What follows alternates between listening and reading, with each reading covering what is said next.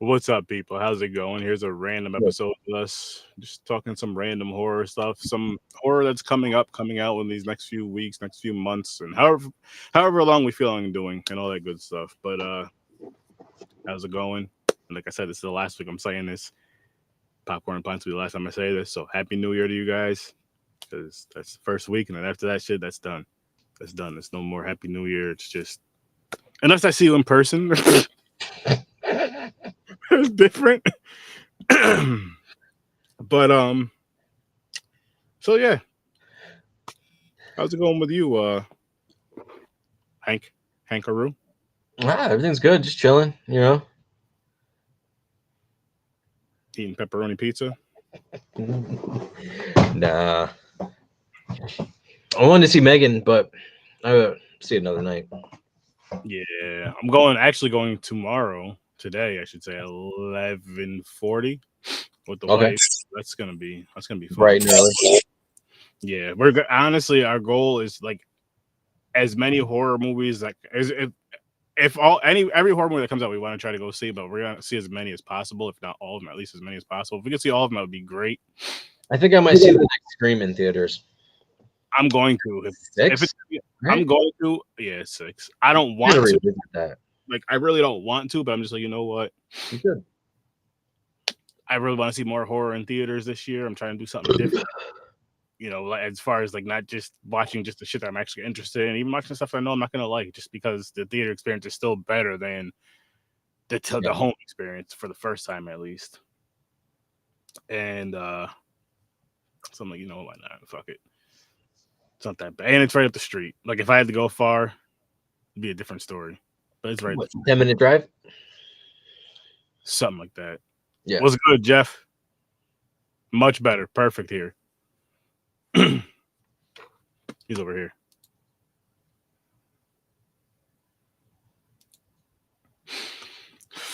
But you know what? Since we're talking about it though, let me pull this list up and kind of briefly discuss it and talk some shit in general.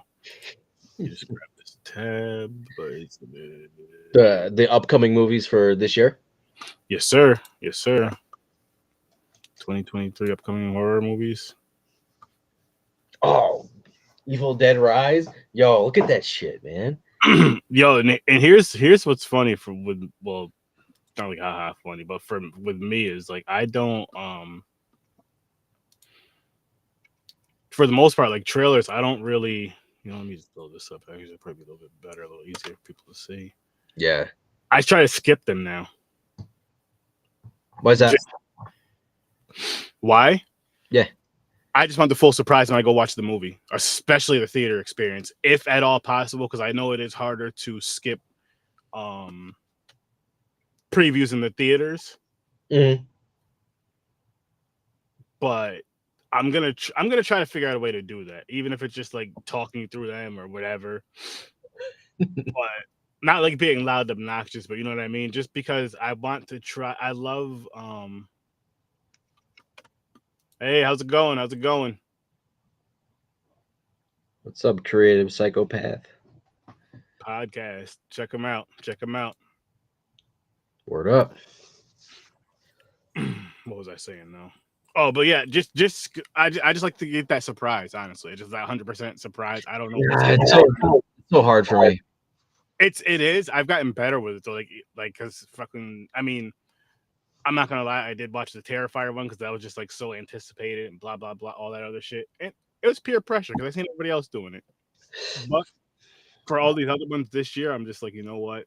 Just skip them. Megan I seen because of in theaters, so I did see that trailer already. But you see the behind the scene videos? Nah. So that one scene in the trailer where she's dancing in the hallway? Mm-hmm. There's a behind the scenes shot of how it's filmed. And it's fucking weird because it's like a girl, like a 12-year-old, and then it has like this like mask on that's like doesn't look exactly like that. Mm-hmm. Like they like did CGI for like her facial movements and shit. It's weird. That's really crazy. Cool though. That's crazy. Here Jeff comes with some nonsense.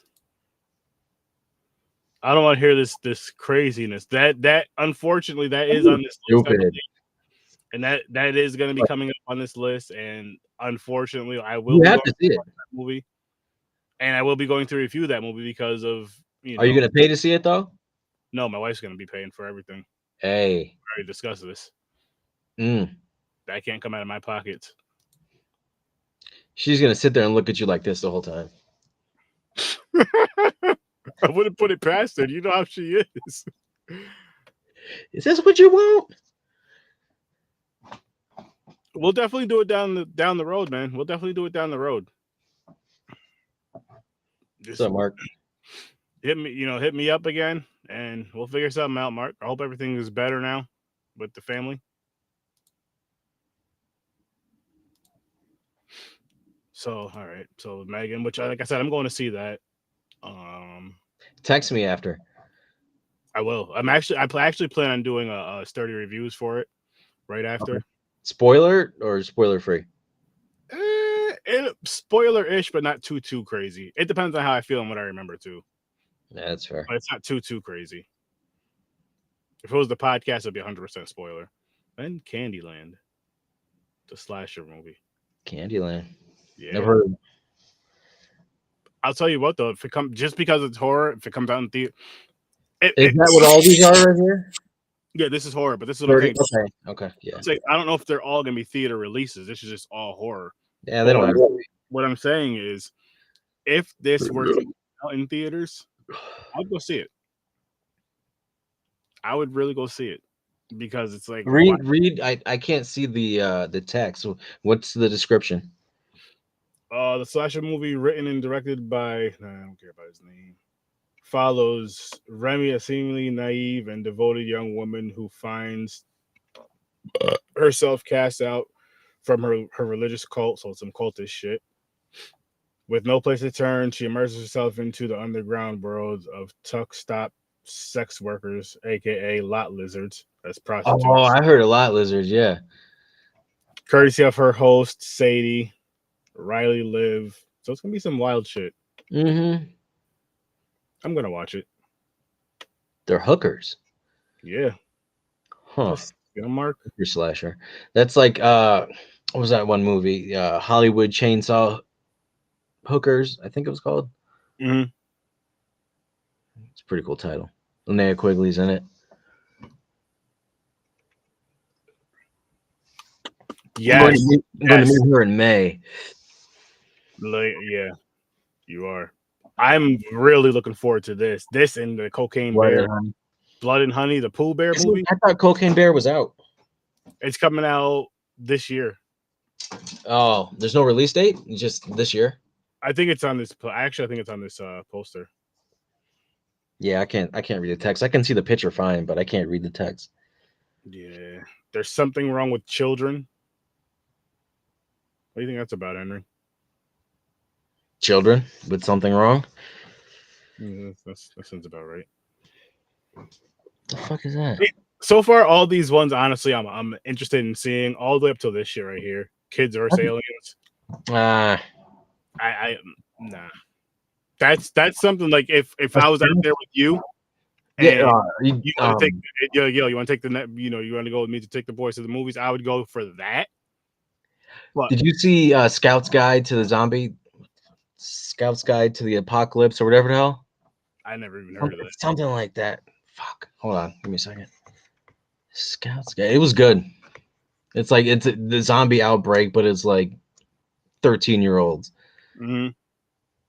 And one of them grabs there's like this one zombie who's like stuck behind a fence, and she's like reaching like this, and that homeboy runs away and then comes back and like grabs her titty like that and then bounces.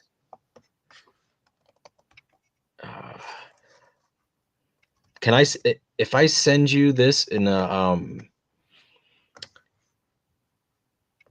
Facebook message, you'd be able to watch it? As long as there's no, I could probably put it on mute just to be safe. Okay, here we go. Scout's Guide to the Zombie Apocalypse. You sent it to me? Yeah. Oh, not yet. I'm about to. Wow. Oh, shit. Can you hear that? Yeah. My bad. All good, all good.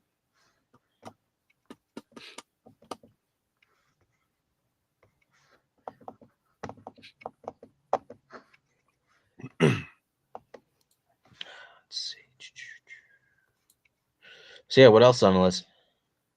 Hang on, Nunzio. Kids vs Aliens, which we don't care about that. Nah. Again, you might for my nephews, but I'm rewatching Wednesday with Rylan. yo, let's talk about that really quick, right? Yeah. That shit was fucking phenomenal. I'm still I honestly haven't watched a whole episode beginning to end. Oh, I'm kind of watching it in pieces. You know what I mean? listen, you need to find time to sit down and watch one episode at a time and watch from the beginning because it's worth it, yo. It's worth it. Like, she was perfect for this role at this time. I'm at the episode after Gomez is in jail. When he confesses to the murder of Yeah. whatever shithead's name was, Derek something. Mm-hmm.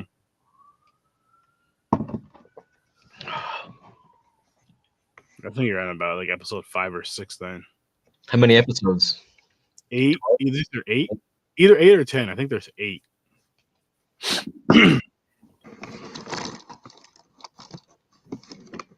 But that shit was good though. That shit was really good. Really fucking good. You finished But anyway, huh? Did you finish the whole thing? Oh yeah. Finished that. I think the week of Christmas or the week before Christmas. I forgot. But yeah. I don't know. How come they didn't release it around Halloween? Or at least in October, you know what I mean? They're releasing in November on Wednesday because they knew that I had stuff going on with my podcast and some other things taken care of. So like, let's just drop it November 23rd. So Surf 30 will be ready for it. I can dig it. I wasn't ready for it though because I Even ended up so. doing it, the very next week. But Yeah. that's the point. They know how. Crack binge. Yeah, hanging out with you. Only way to do it, son. Oh shit! But Infinity Pool. Well, Yeah. don't start yawning. We just started. January 27th. I'm good. I'm gonna go over here sleepy. Let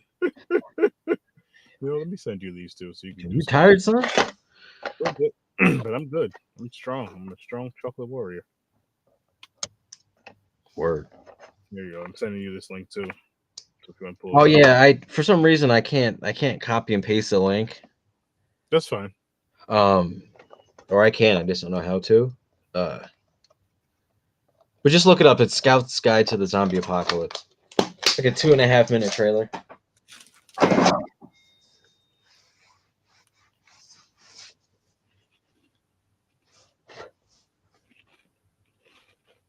And Nightbot, that's you, right? Mm-hmm. Okay. Mm-hmm. So this is M. Night Shyamalan's next movie. What, Infinity Pool? No. Knock at the Cabin? Yeah. You excited? I'll have to watch a trailer again, but I remember not being too interested. Are you gonna watch it though? Yeah. Would you go to the theater to see it? If you paid for it. I'm not out there. I'm not going to come out of my pocket for this one. Honestly, I will. I probably will. Like I said, I'm trying to watch as much horror as I can in theaters this year, so I probably will. Yeah. The only reason why it would be a skip is if it's either financial or we're just shit just happens. We're busy. Yeah, it's not a priority. It's not. Yeah. It's not the next Jason movie. Mm-mm. Speaking of which, supposedly that Friday the 13th thing is back on track, right? Series, yeah, the series they're doing, and it's gonna be on Peacock, so that'd be dope. You gave me your password for that, right? Or was it? Okay. Yeah, you have that one, Peacock. I can't wait for that though. I'm excited for that. Which I'll be doing watch parties for that as soon as that shit comes out. As soon as they give us a date that Wednesday, I'll be doing Yeah. it. I'll have to. I hope we get another. I hope we get Chucky season 3. I didn't watch season 2 yet. I will. Season 2 was announced like not too long after the first season. Like more time has passed. Was good. Was good. Who's 3. up? I'm a fellow horror fan. Who is this Facebook user?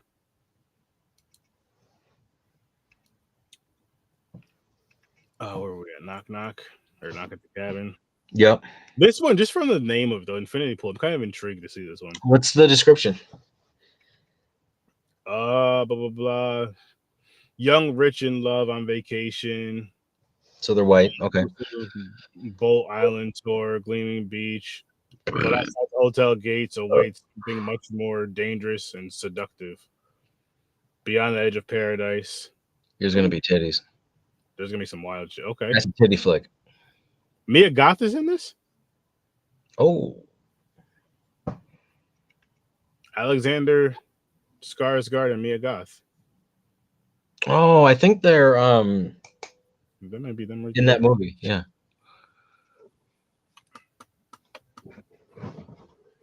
What's up, Chris? How's it going, man?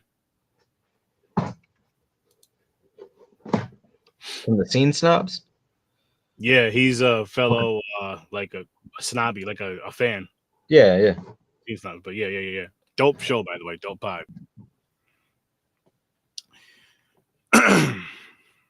This one, like I said, I would see this in theaters. Like I said, I'd probably watch most of these in theaters, but I'm not that excited to see it. There you go. Cocaine Bear. Oh, February. The end of February. Is that 26th?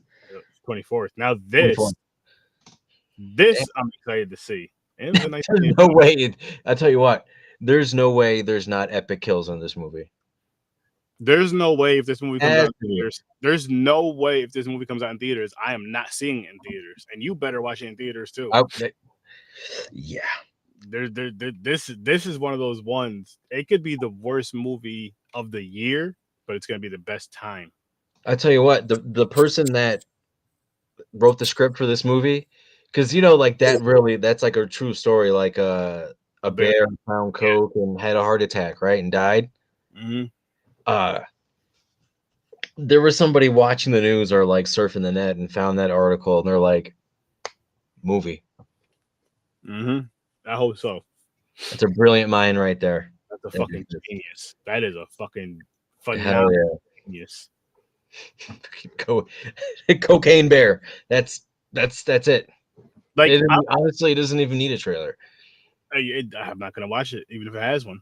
It's one of those movies to where like I'm hoping it's so bad it's good, or so good I'm hoping it's one of those ones that just kind of sticks around, like even if it's just a certain part of the year, certain time of the year, if there's a certain time or certain whatever, you watch this movie. Could be a Christmas movie. Christmas? Yeah, hell yeah. Like there's a family that goes to like their family cabin every Christmas, you know what I mean? And this year there's a bear high on cocaine. You said that like that's normal. But yeah, it's the bear high on cocaine. That's sometimes there is, sometimes there isn't, Yeah. Come up here when the black and brown guys come, it's usually weed. Bears are high on weed, they just eat shit and fall asleep. Yeah. Go catch a salmon and then just go sleep under a fucking tree or some shit. Yep. I'm not fighting no damn bear. You gotta leave that to Mick. Especially a bear on cocaine. I'm leaving that shit the fuck alone. Oh yeah, they're not feeling anything. Mm-mm. There's some wild shit going on, in that head. Oh my god, he's having a hard time. They look at that picture, dude. The kills better be fun. They better be great gore. No way, this isn't a fun movie. It's gonna be fun. The concept alone is just. And I would love to have at least one kill from the bear's point of view. At least one. The first one. Because before he got hooked on the booger sugar, he was a good bear. You know what I mean? He didn't fuck with nobody. He's just, hey, my bear. Just chilling. Looking for something to eat. Got in some coke. Yeah. Seriously, it really is. Look it up. No, being dead serious. Like Died from a heart attack. they died. Yeah, they died. It didn't start Bear OD'd on coke, and he had no idea. Like he had never felt like that in his life. That's some crazy shit. That's hilarious to me. Wild shit, yo. This is probably gonna be the movie we spend the most time discussing.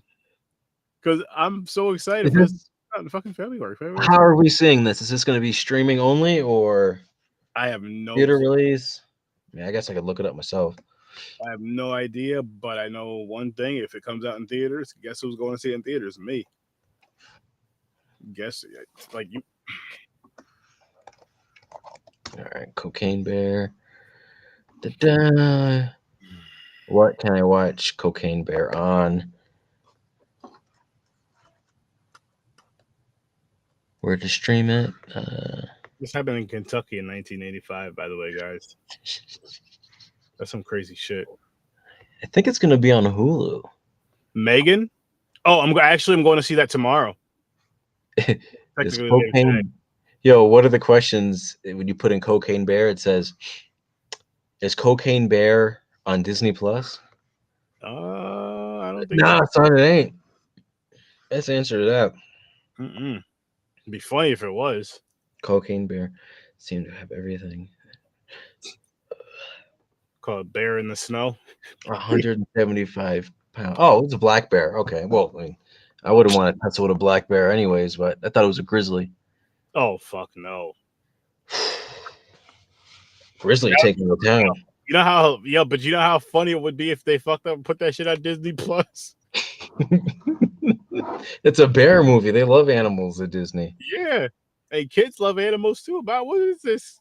And kids love Coke, so just you put that together. No. They just see bear. They probably think cocaine is the bear's name.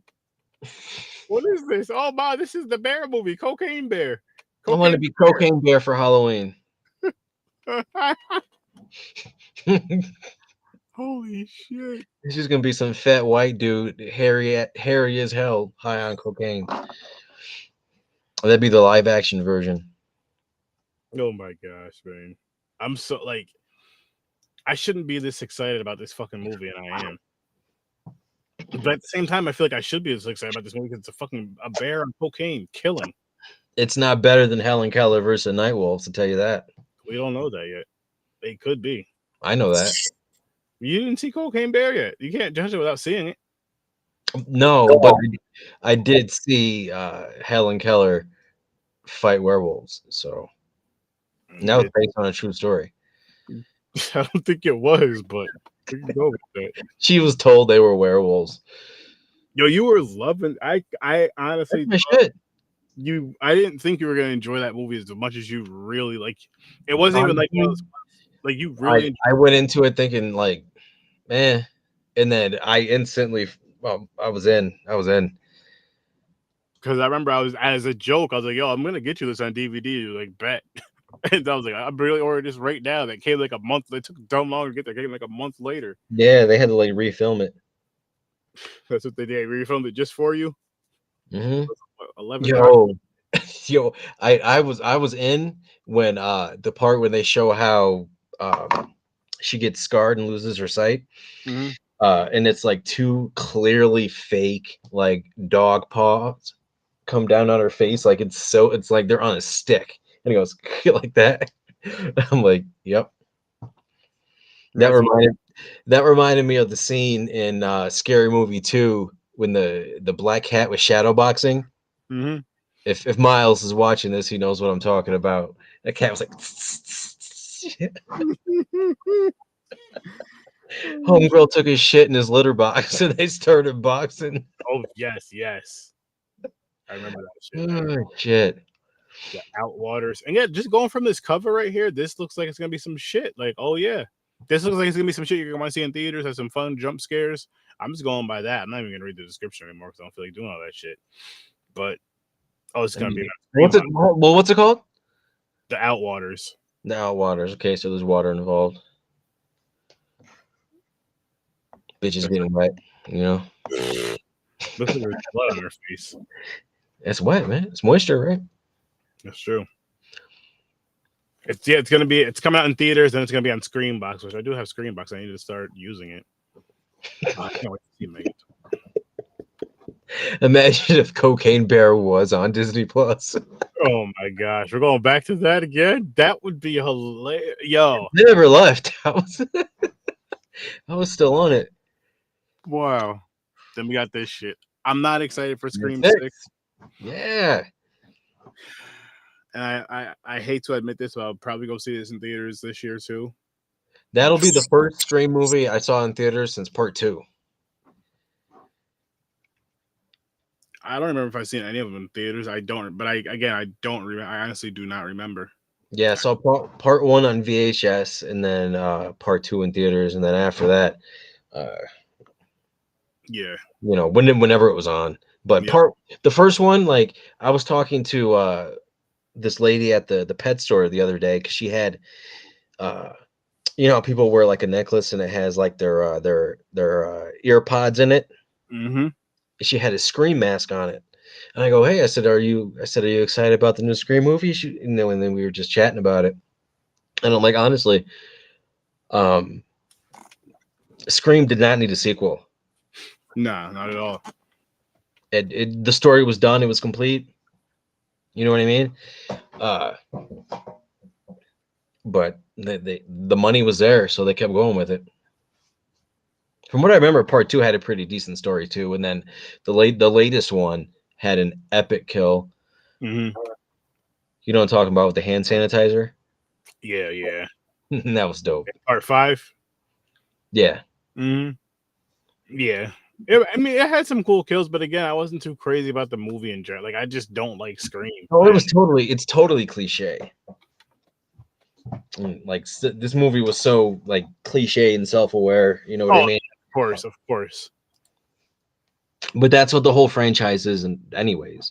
Saw X is the only one you're looking for so far. Last Saw movie that I watched, it was the 3D one. I saw it in theaters. That was it. After that, I can't tell you anything. Wait, 3D? Mm-hmm. When was that? The opening sequence.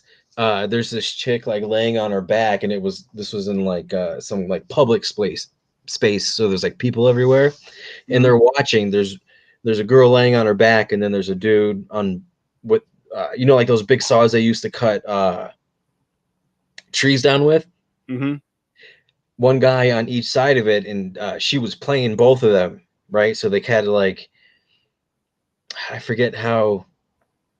It was either saw her in half and they both live, or they all die, or some shit like that. So they decided to cut her in half, and there's like guts and shit flying at the screen. Oh shit! Nice. Yeah. Nice. Yeah, that's something, honestly, I wouldn't mind with Saw movies, just because you brought it up. I wouldn't mind going back and watching those again, like going through the whole shit, in the right order, like in chronological order, whatever, and just watching them all. Most of them are on. I think the first 3 are on the first 3 or 4 are on Tubi. Nice. Yeah, I'm gonna do that one of these days. I'll look up the right order for them and just go through them and watch them, because it's for me, there's some of those movies I can watch. Maybe, like, say if I watch them, like, say this year around like October, for example, I watch all of them.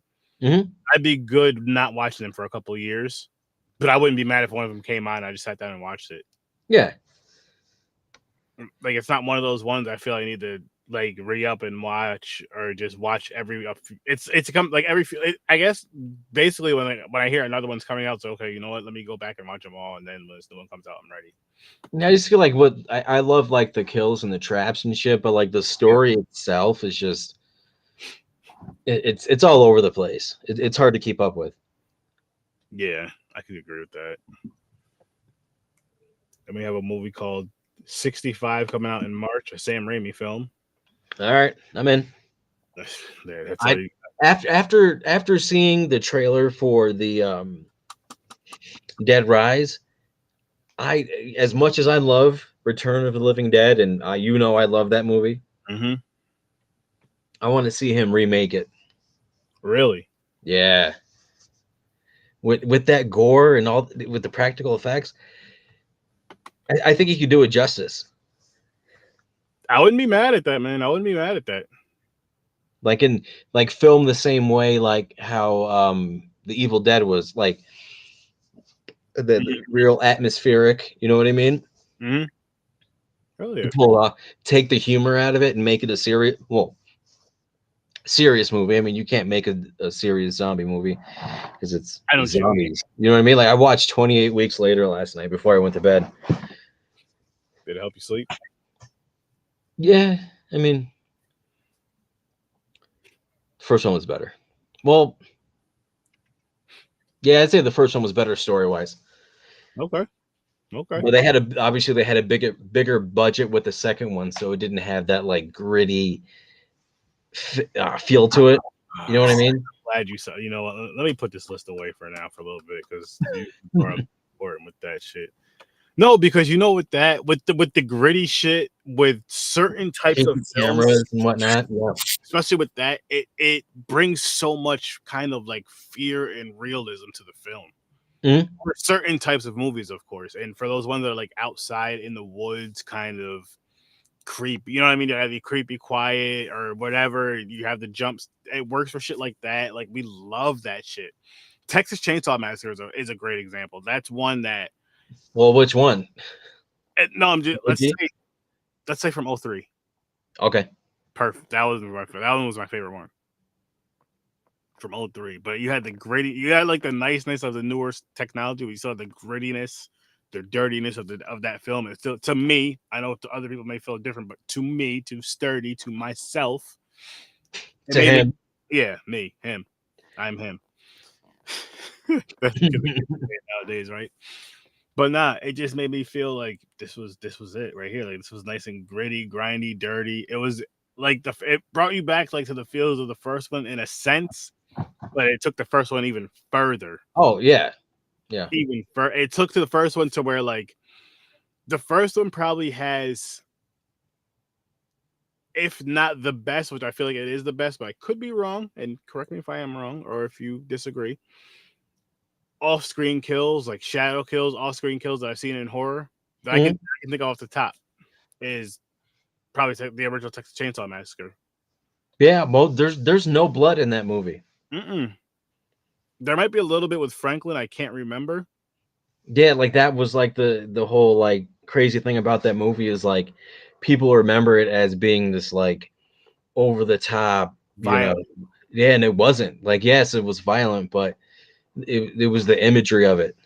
They didn't have to do or either didn't or just couldn't do like the over the top. Like okay, so say they couldn't, it worked out for the better, and say they didn't, they made the right choice. yeah, I mean, think about the scene when Leatherface picks up Homegirl and puts her on the hook, bah! Right? And she's and there's like no splurts or any of that shit. Like just the motion of hanging a human off of a meat hook like that was enough. It didn't have to be bloody.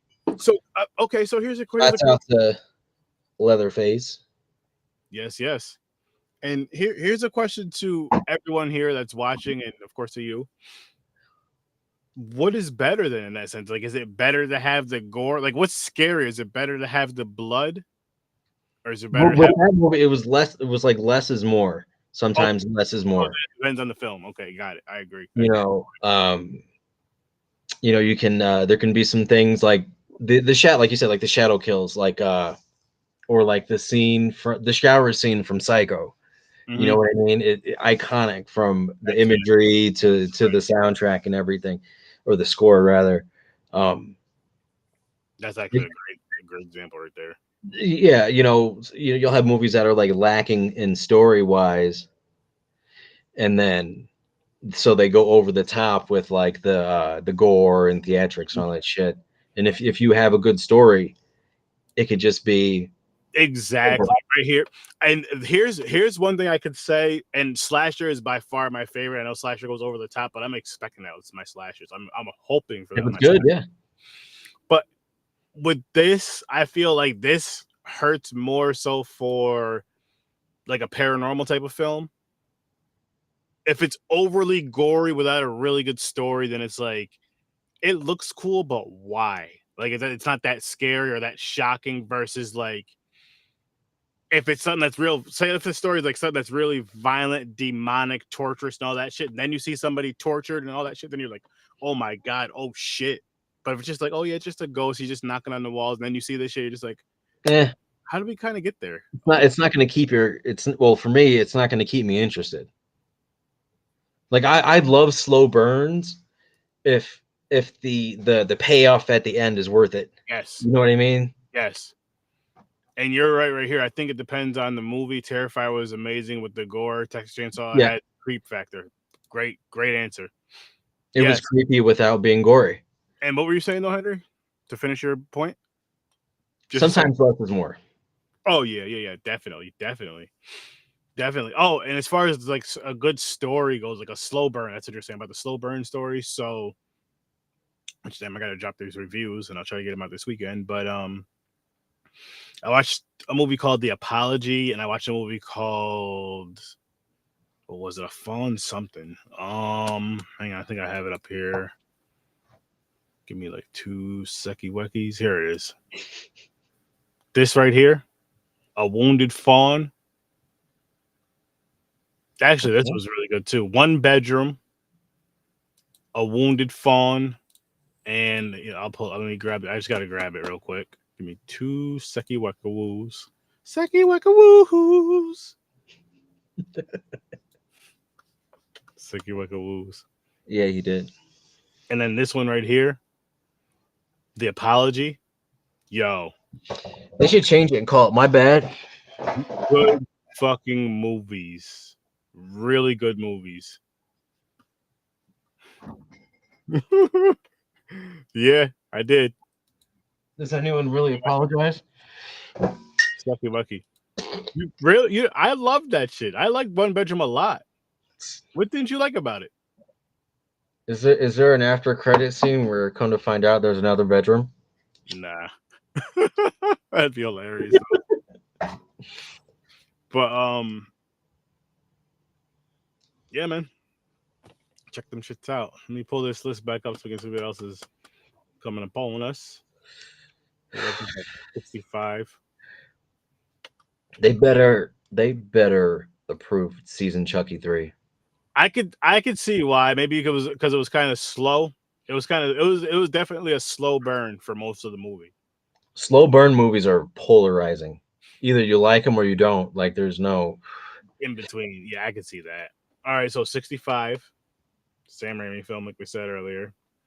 And then here's a movie called Holy Shit, coming out March 21st. Holy shit. Yep. It's a black comedy. Louis Rinkus black comedy. Blomedy or Blamity? Blackity? It's a bonkers black comedy. I think it means black like dark, not like black like you and I. My bad. It's all good. I miss the motherland, you know. Portable toilet at a construction site. Okay, I'll watch it. It's gonna be coming out on Screenbox, so yeah, I'll definitely watch that. March 28th. What is this? Family dinner. I don't see no food. Meet a new Easter horror. Hell yeah. Hell fucking yeah. Coming out March 28th. I'm here. I'm gonna read this description because I'm interested in this shit. I just watched Rob Zombie's remake of Halloween the other night. I enjoyed it. H2 was just trash. Yes, I agree. It's a hit or miss with Rob Zombie. I think he's had a lot of misses lately. But anyways, I'll answer that. I'll even pull that up and have a little discussion on it in a second, Jeff. But I just want to read this real quick. Oh, I see some pilgrim bitches right there. Meet a new Easter horror. Meet a new Easter horror favorite this year. A teenage heads to turn aunt's farm for Easter. It's gonna be some wild, crazy shit. Yeah. And I can't fucking wait. I can't fucking wait. There's gonna be some wild, crazy, wild, silly shit going on with this shit. But sure. We'll come back to this in a moment. Right. Envious men. We'll come back to that in a moment, though. We're gonna pop back up though.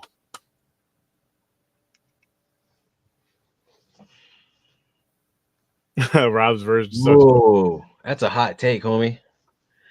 See, I'm not gonna lie to you guys, I liked the first one of Rob's. I hated part 2. You can't make a statement like that without giving some kind of explanation. And then right here, just because it's what started it. So I'm not gonna say I've seen a ton of his shit because I didn't, but from what I've seen, so let's start with Halloween because we're discussing that. I like the first one. Three from Hell should have never happened. I'm just saying. I like the first one. I did not like the second one. I wasn't a fan of Three from Hell. Didn't really care for it. The other two, They should have shit canned the whole movie. When Sid died, they should have shit canned it. It was out of respect to him. Yeah, I agree with that. R.I.P. He said they both put him to sleep. Yeah, Halloween movies. Drink some coffee, man. It's a good movie. The first one was, I thought. The second one, because I did rewatch the second one recently, and I was just to see which ones I hated the most out of Ends, the second one, and Resurrection. Resurrection. And yeah, that was a rough watch for me, but I did it. Hey, he's never been to space. Not yet. Just saying. Just saying. He's never been to space. Doomsday, how's it going, man? Joe over here talking about some random horror stuff, and you know, Chucky's going to space. I'll take House of a Thousand Corpses over Devil's Rejects. I like them both though. I like the, as bad as it was, the scenes in the hotel room. Like they had that family hemmed up with the empty gun. Yeah, you're right about that. Sick though. It was wild. Robert Undead is a sick dude, in a good way. You know what, Doomsday? I'm actually with you on this. I watched them recently, and I think for me, Ends was disappointing. I think part 2 was the worst for me, and then Ends, and then Resurrection. Like I wasn't mad at Ends, but I was disappointed, and that's worse than being mad, right? I don't know what I was.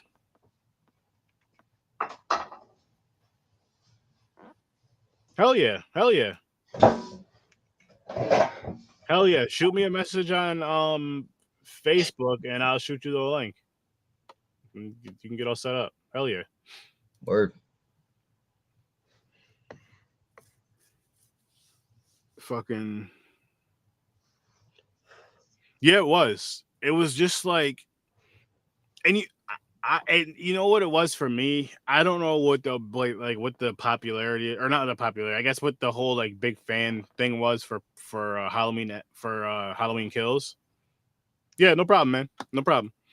But for me, for Halloween Kills, I didn't think it was all that great. I was disappointed in that one as well. Yeah, at least they gave us a heads up, though. Didn't Jamie Lee Curtis say the movie is going to be real polarizing?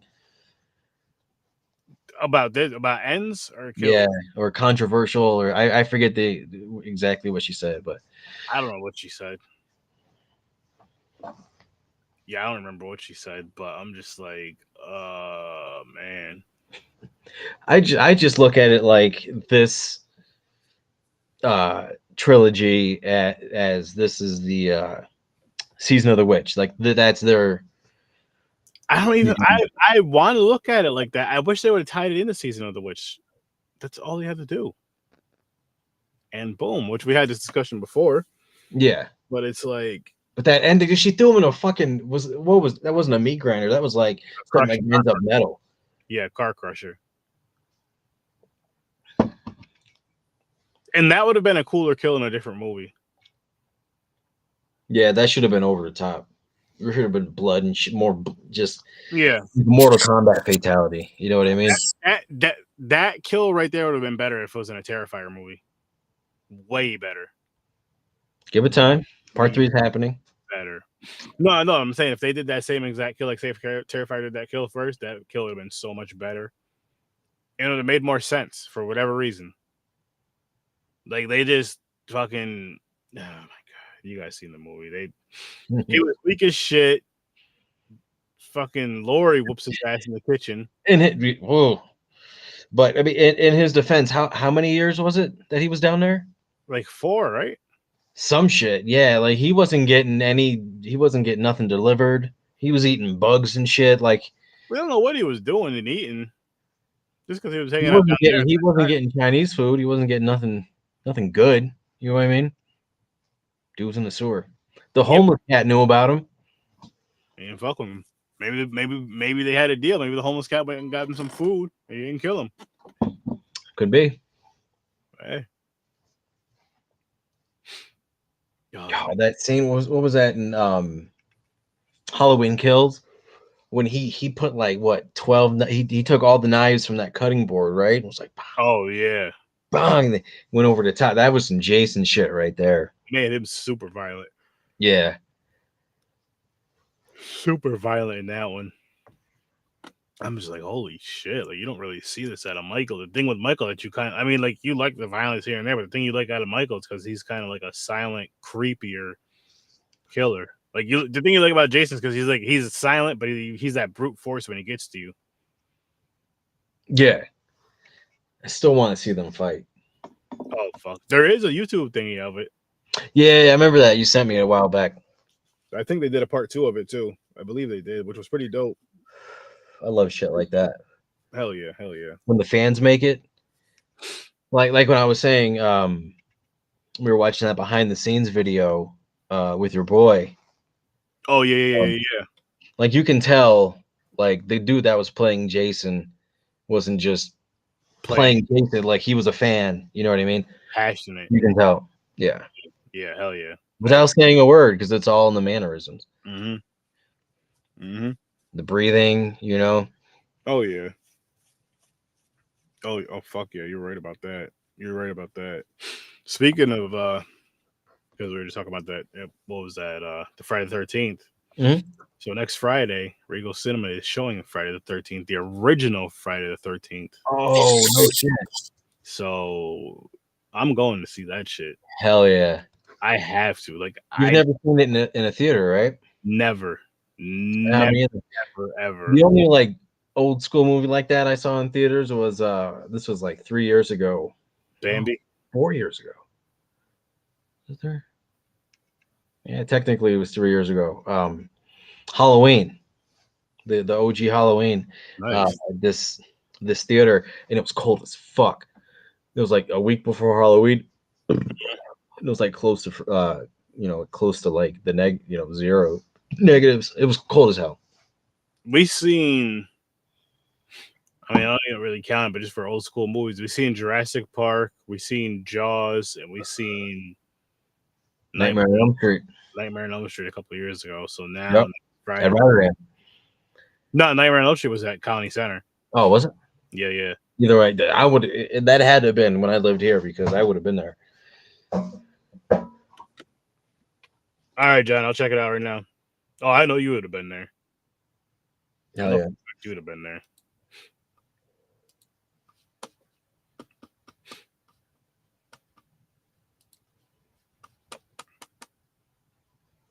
What are you doing? Suddenly, John's gonna come on and talk some horror with us for a little bit too. Right on. Just send him the link. Sent, sir. What happened to Jeff? He couldn't get it working with his phone. So okay. He's in the chats right now.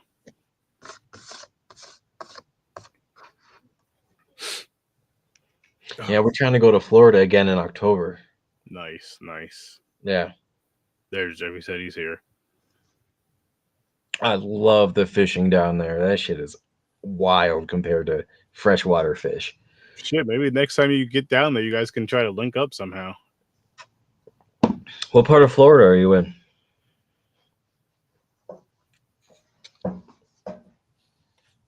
Try to meet in the middle if possible. I don't know. We're thinking Pensacola. I want to catch a shark. Spring Hill. I don't know Florida. Yeah, I think it might be in Pensacola. At It's least just miles and miles and miles of beach. nice. 30 minutes drive to Tampa. He's about a half hour from Tampa. I'd have to look at the. It has to be over an hour. Yeah, I'm thinking maybe 2-3 hours. I don't know. Because Navarre Beach, Pensacola, that's like close to Alabama. That's like up in the cut of Florida. You know what I mean? Not touching too much of the crazy. I didn't see any, but I was there. Hell yeah. Damn. I want to catch a shark and punch it in the head and then just put it back in the water. Good luck. Just so he knows what's up. Or she. He got dragged out of his house, punched in the nose, and then put back in the water. Oh, 4 to 6 hours. Fuck. Damn. That's a fucking overnight. That's at least an overnight stay, if not 2 nights, damn near. Because you got alligator. I'd say 2 days because you have a day to drive, a day to hang out, and then a day to drive back. I say you need that day to be able to do some shit.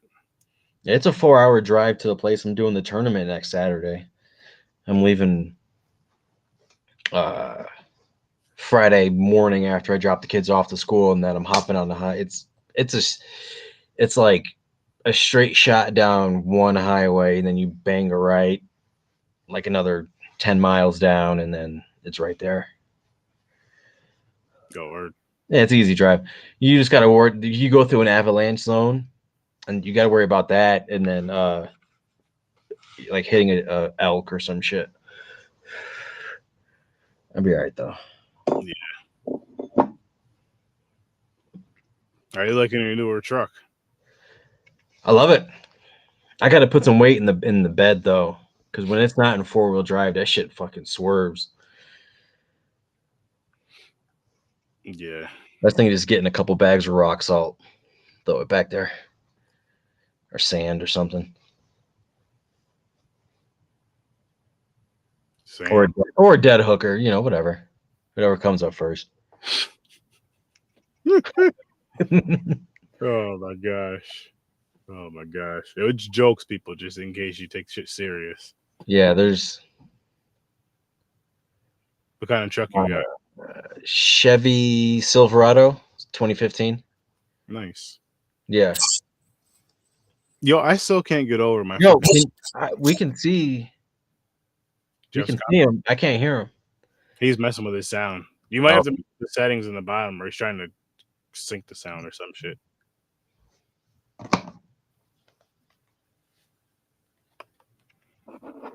Yeah, I'm going after lake trout at this next tournament. Another GM guy. Built like a rock. Crack rock. Yeah, I'll be right back though. Yeah.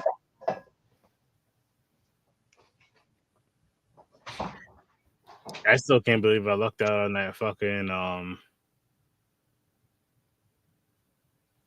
6-liter Swallows gas. I can only imagine. I still can't believe I got that fucking V608 RAV4 with 18,000 miles on it, man. Like, I'm just like, wow. That's a fucking blessing.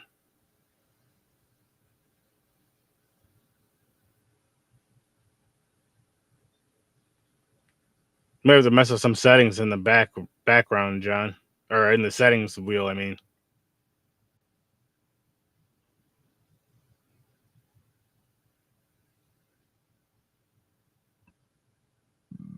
I'm gonna pull this list back up real quick.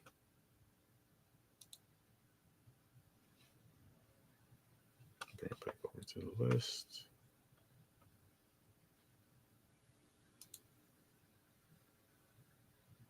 Yeah. Like I said, the black one I had, Joe. My dad has it now, but that has like 245 on it, basically 244 and change. And It died on me on. It stalled out on me a few times on Christmas. So I was just like, I can't rely on this shit no more. Get me back and forth to work, so I got to go get something different. And Zach found it online like that same night, so went and test drove it that following Tuesday. Brought it home Wednesday. Yeah, chucked it up Tuesday evening or something. Tuesday night. Yeah, they are. In the V6 show, those are hard to find with the Ravs. They only did them for. They stopped doing them in like 2012, I think. And that power, the little bit of the power that shit has compared to my other one, that shit is fun. All right, I'm gonna move the list back over. You gonna eat that?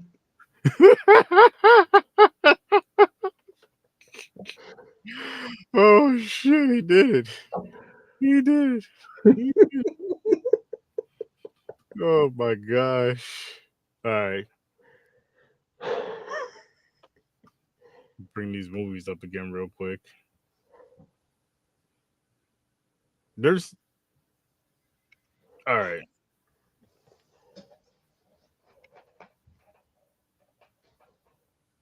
I think this is the movie with Nicolas Cage. Renfield? Yeah, this shit right here. Let's Yo, just get it out of the way. it's my turn.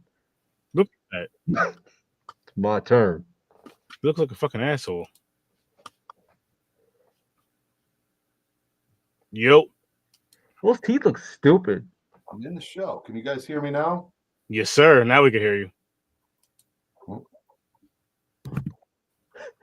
All right. Can you guys hear me? Yes, sir. All right. Good. Yeah. Good. I switched from my phone to my computer. I usually don't use my laptop. So what's going on? I hear Halloween ends. I got to talk about that shit. Yeah. I remember last time I talked to you, remember you were saying something about it being your favorite movie of 2022, and give me a sec. I'm going to turn on my Bluetooth here. That's a hot take right there. All right. This should help out a little better. Yeah. Halloween Ends is definitely not my favorite movie. Can you hear me? Yeah, we can hear you. All right, cool. I just want to make sure I was switching my Pro Buds.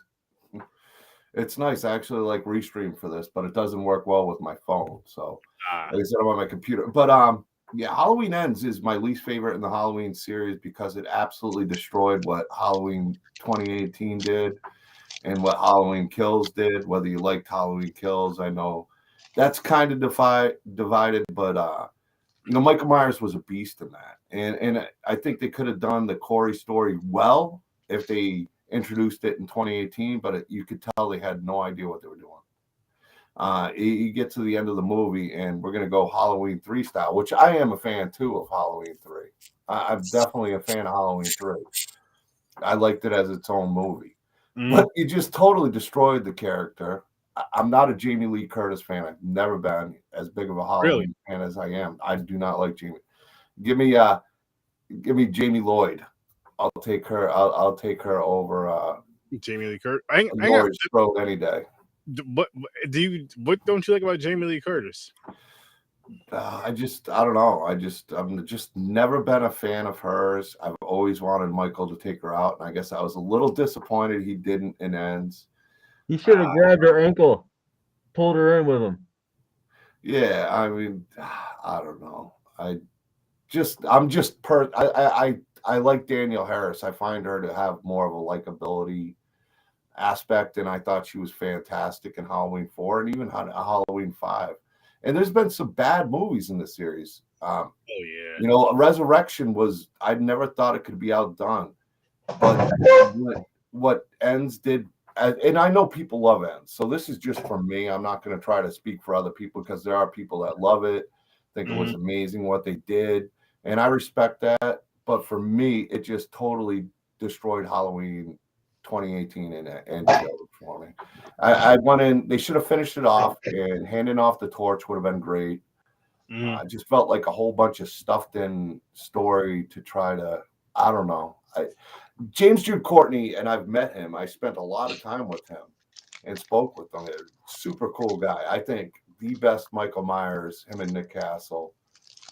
And for them to just, you know, I always think of the South Park episode where George Lucas and Steven Spielberg were remaking Raiders of the Lost Ark, and you just see him bent over. And I swear I can see the Michael Myers like just like that. That's how I felt watching that movie. And then people are like, well, we've foreseen the same Michael Myers story.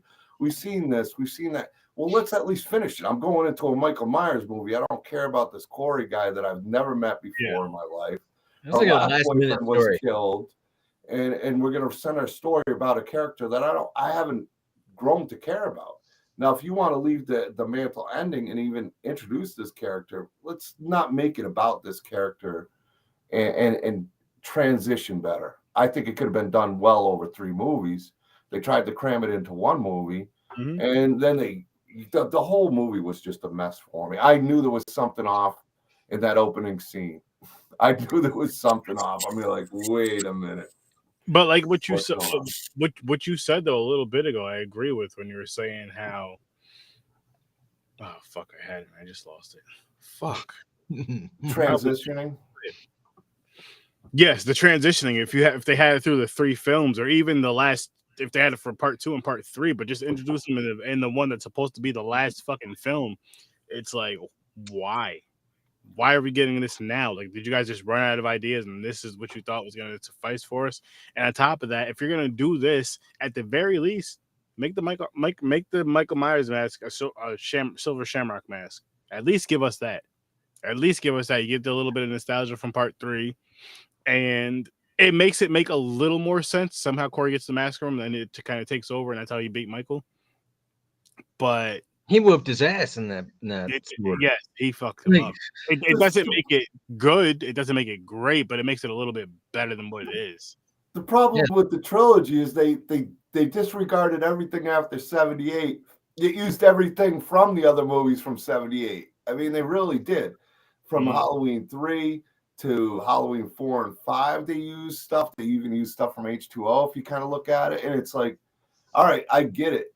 But there was really no connection between Michael Myers and Laurie Strode. If you really think about the whole movie, part 2 really kind of set Michael Myers to the knowledge of the town, what he was. Because in the first one, it was just a random killer who killed a few babysitters. Now, nobody 40 years later is going to remember somebody who did that or be scared of them. Or there was just yeah. I mean, no, that's why that movie killed it for me. I like 2018 a lot. It had its faults. Like I said, James Jude Courtney is the best Michael Myers other than Nick Castle. I mean, the dude came on screen, totally killed it, owned every scene he was in. And to me, he made Halloween Kills what it was with just his presence on the screen with the bad writing, Evil Dies Tonight. And then to just sit him in a that was the worst part of that whole movie. I mean, they should have, if they were going to go that aspect and end it, they should have just continued from Halloween Kills night, built it up where they're chasing them down in some way. Him and Jamie Lee Curtis, Laurie Strode have their final face off. He's beaten. He's gone through everything. Then I can understand him getting his ass kicked. Not, well, it's 4 years later. He's suffering from injuries from before and this and that. The Hulkamania thing that they had him do to, where he looked at Corey lovingly in the eyes to transition the shape. I have no problem with them continuing the journey, because even James Jude Courtney and Nick Castle do not sign Michael Myers. They signed the shape. So I'm all right with Michael Myers ending and transitioning into the shape. Where Corey would have been fine with being the shape, even taking the mantle. Even at the end of the movie, Corey, you saw his cycle from a good kid. Had something in the second movie that brought him down. And then in the third movie, you don't have to have that eye contact where evil changed, where evil transitioned, where this boyfriend went through hell and back and the town turned on him and the fear. And it just a different way. There was a well-done story that could have been done over 3 movies that paralleled Michael Myers' story and Laurie Strode through the thing. Yeah, honestly, the third one. Because bits and pieces. You know what they could have did for the first one is when he's babysitting the little boy and he kicks the door, and then what happens, and boom, he goes to jail or whatever. Say that's the first one. The second one, maybe you see him in a jail scene or whatever. The third one, he's at is when he gets out. The newspaper clipping, anything. Well, even the original boyfriend, what was his name, Brandon, and had his cycle go through the whole story. His father dies. I mean, there's things you could have done to transition it. You throw this kid in, who Jamie Lee Curtis loves him, and then she sees him at one point. Like there was just so much missing. They have this connection, her and her granddaughter, and then they get together, and then one party later, the dude freaks out. Any reasonable girl is gonna be like, "Fuck this dude, he's crazy." Still loves this guy. I mean, she was in. There was no build up to the relationship to understand their bond. There was no build up at all in that movie. Like there was no build up to him rising to where you're rooting for this guy and just watching him, suffer from things, tragic events that happened to him that were out of his control, and for whatever reason, there was a good movie in all three if they spread it out, but they had no idea what they were doing. I mean, and the funny thing is with James Jude Courtney, he's like, oh, they've always planned for three. And now I love James Jude Courtney, but I don't see it. If they did have a plan, I don't see it. I don't see it at all. And I think the fans deserve, no matter whether you think, okay, they're doing something different, finish Jamie Lee Curtis, Laurie Strode, and Michael Myers storyline, and then you can transition to a whole new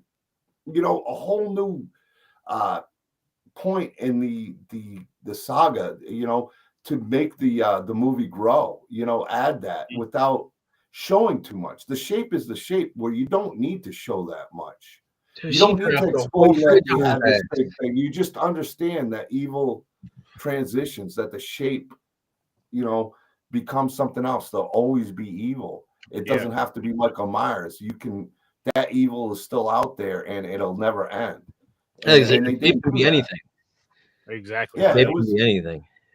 I just felt they really missed the ball. I think there was a great movie, a great trilogy in it, and what ends, it totally killed that whole trilogy for me. I mean, to me, I can't even watch 2018. Well, I guess I could, because I'll just end it there. I can't even watch Kills because there was no end to it, and the way they ended it was terrible. Resurrection, we can end at H2O. Michael Myers got his head chopped off. That was just a throwaway, random movie. At that point, let's be honest, the franchise, the storyline, people didn't care about at that time too much, and Resurrection was just forgettable. Now, you mentioned Halloween 2 with Rob Zombie's Halloween 2. I know a lot of people hate on Rob Zombie's Halloween movies. I don't. I like the first one much better than the second one. Yeah. But even with the faults in it, and I hated the white horse. I think if you didn't make much sense. No, but Tyler Mane, I've met him a few times. It was a beast as Michael Myers in his own. Yeah, I'm meeting him in May, actually.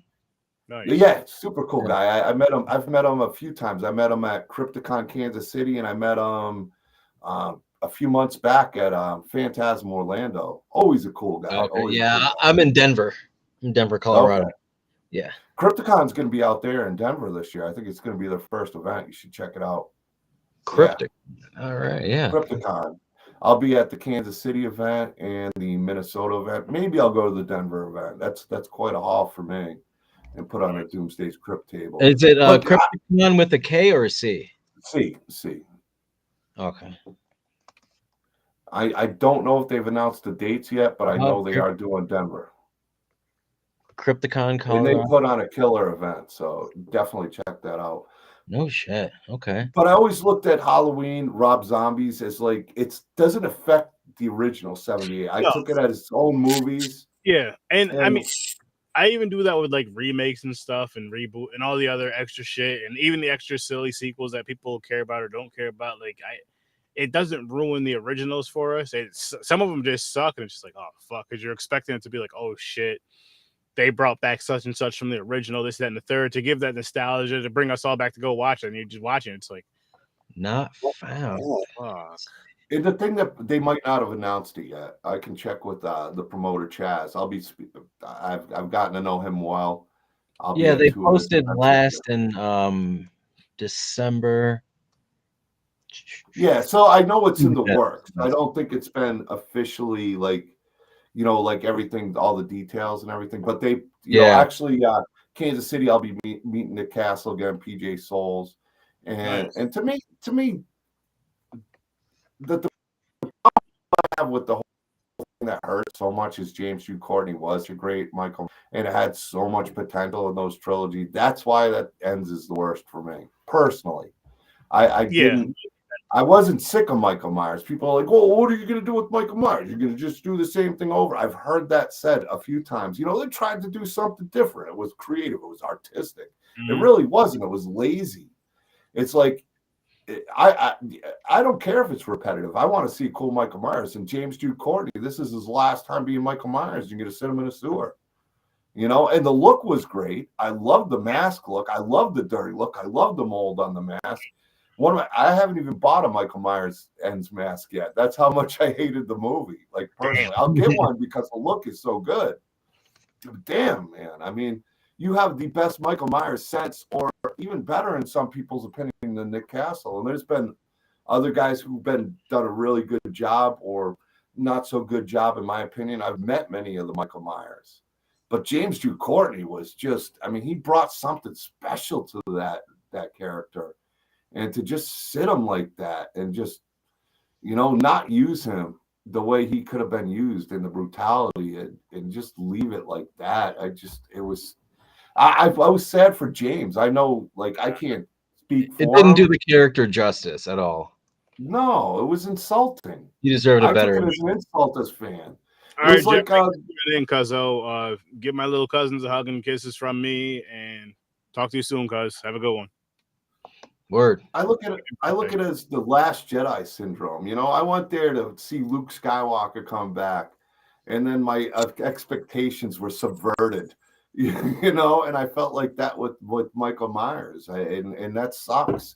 I get some people love it and think it's smart. To me, I just find it straight up insulting. There's so many more Halloween movies you can make. At least finish this trilogy with Michael Myers. They should. And then start fresh again. And then you could have done the whole Corey storyline. You could have handed off the torch. You could have had Jamie Lee Curtis killed Michael Myers and Michael Myers' mask sitting on the table. And in the last scene, you see that mask gone. And you know somebody's taking over or something's up. You know, I mean, I just don't get it. That's what bothered me. That's why Halloween Ends, for me, is the worst in the Halloween franchise by far. And I didn't think Resurrection myself, I haven't seen every movie in the franchise to say that myself, but it is out of the ones that I've watched, it's my least favorite. Yeah. I was never a big fan of the Thorn. I mean, even part 5, I was kind of excited to, in a sense. I think Halloween 4 needs a sequel with Danielle Harris at this age. There could be a great script written for Jamie Lloyd. I didn't see that one. You didn't see Halloween 4, huh? I did not, no. But then they get into the Thorn trilogy. It kind of got interesting. It's like a cult, right? 5. Yeah. And then Halloween 6, it was the story was all over the place, but you got Loomis in it, you know. You got Michael Myers being beast mode. You got great sound. And I can watch that movie over and over again. As much as I just kind of take out a lot of the story and not pay attention to it, I can take the Michael Myers. I can take you know, Dr. Samuel Loomis, and that was his last movie. So, you know, I love that movie. I can watch. How did he survive that explosion at the end of part 2? Like, yeah, Donald Pleasance was. And all he had was that little mark on his cheek, right? Oh, yeah. the nipple. Yeah, he had something going on there. Well, if you notice it in part 4, they change it because his girlfriend at the time, or wife, was like, "It looks like you got a nipple on your cheek." Or something like that. He should have been a little more. You notice it changes around in the Halloween 4, but yeah, I mean, Donald Pleasance, to me, the Michael Myers, Donald Pleasance, the Dr. Loomis, Michael Myers storyline was more than the Laurie Strode, Michael Myers storyline. I've always felt that connection. That's why I didn't care that much for Laurie Strode ever. And I'm not a big fan of Jamie Lee Curtis. I'll say it right now. You know, I get out to the events. I have no interest in meeting her. I never liked her as an actress. So you weren't a big fan of True Lies? No. Well, I like True Lies. I think that's the one movie she looked really I remember good that in, shit. I Yeah. like Arnold Schwarzenegger. He's amazing. He's Was done that- some amazing action movies. Terminator, Commando. Was that 95 when True Lies came out? True Lies came out in the 90s. Yeah, it was 95, 96. No, it was before that. It Was it? I think it was I remember early seeing 90s. it. I think it was My 92 friend's or dad 90. had the black box where you can get the. I don't know if it was a thing where That you was live. a good movie. That was a good movie, and she was good in that No, movie. I'm talking about her. I think I liked her more in that movie. I think that's the one movie I really liked. That Trading Spaces she was good in. But I never liked her as Laurie Strode. I never liked her as Laurie Strode. I didn't find her likable in 2018. I didn't find her likable in Kills, and I certainly didn't find her likable in Ends. What about the original? The what about the original? I wanted to see Michael handle some business. Let the kids survive. To me, like I said, the characters that got me involved, obviously Michael Myers, but Donald Pleasance and Loomis. It was never to me Laurie Strode and Michael Myers. You know, I mean, you could take any character, and I'm sorry to say, I should put it better. I don't dislike Jamie Lee Curtis, but I'll take Danielle Harris over any day. I lost my headphones here. I could see that. I mean, I get what you're saying with that. And then as far as I don't know, he had more time with Dr. Loomis than he did with Laurie Strode. That is very true. I feel that now that. So would it make it any better or any different? Or I guess any better? Would he wouldn't be chasing the doctor though, really? No, it'd be the other way around. Loomis would be chasing him. But it's basically what it is in a sense. Michael's chasing someone, Loomis is chasing him, kind of, after he breaks out of the facility. Needs a dog. Yeah. Yeah. We've all done it. No, we haven't. Oh. Most of us haven't. Fair enough. Like, that's one of the only things I remember from H2 was he ate a dog. Mm-hmm. And some weird shit happened. Dog, I mean, you can't, don't knock the dog. It was delicious. The man has to eat. Yeah, I understand. I get it. Throw some barbecue sauce on it. A little ranch, maybe, All right, I gotta get this off my chest, guys. I gotta just. No, you don't. Wait. Shit right here. Nicolas Cage. Hey, the chick from the first Terrifier is in that. Yeah, he's got an Art the Clown smile movie look on in that. It's creepy. Yeah, I'm not liking those teeth. I'm kind of liking the teeth. Yeah, I'm not liking anything. You don't like the look? It kind of looks like a cross of a vampire, Terrifier, Art the Clown, and the movie Smile. I've never been a huge Nick Cage fan. I think he overacts, but he's done some great movies too. Yeah. Now this isn't an official Universal monster, right? I don't think so. No. Count Dracula. Okay, never mind. Renfield. Once Bitten was better. He looks so fucking stupid. Once Bitten, that was. I want to see Jim Carrey do that. It? Yeah, I was gonna say Jim Carrey. Hell yeah! 4th. I did. I had a DVD. I think the only movie I really liked Nick Cage in was Raising Arizona. Was good. And then what's the one he's not Mandy, the other horror movie, but he didn't talk much, which was great. Face Off. No, Face Off. Actually, I'll give him a lot of credit for that because he did. Con Air? No. It was a horror movie. It just came out recently. Oh, yeah, a couple years ago. It's almost like the video game. What's the that? Puppet shit. It was the pup. I know what you're talking about. It was because I reviewed it. Yeah, it was the Chuck E. Cheese. Murder? No, it wasn't that. No, but they even have like a video game that's like it. Where I don't know. Yeah, I can't remember the name of it either. But I can't remember. Just me seeing his face in it pissed me off. And then the part where he's playing the like every single day on his break, he would go and play the machine. Yeah, the machine. He'd have to have his energy drink every single time. I like that. I know what you're talking about now. Yeah, it was a decent movie. Like a knockoff. He was quiet, and all he'd do is he'd crack open every hour, like either was an orange energy or drink. an energy Yeah, drink. he was like the caretaker. He was in there for like 24 hours or whatever. Right? Yeah. Yeah. It was like a knockoff of like Five Nights at Freddy's. Yeah, Five. That's the video game I was talking about. Five Nights. I almost bought it just because I liked the movie. I mean, like, I played one of them. Yeah, I played one of them. I'm at a loss for the title, but yeah, I know we what you're were on talking sale for $4, and I was too cheap to buy it. Yeah. We're like, well, I got to be fair, I buy games like that all the time, and then I wind up keeping in my library. I got probably like 300-400 video games that I've just bought, and I still am yet to play. And I have very little time, and I have big time ADD when it comes to video games. I'll start something, I'll get bored real quick. I'll be like, I got to do something. Alphabetize it. Yeah, well, I'm doing like The Witcher 3 right now when I get a chance. Cyberpunk. What else am I doing? Sekiro. Yeah, I just. Yeah, I'm waiting on the remake of Resident Evil 4.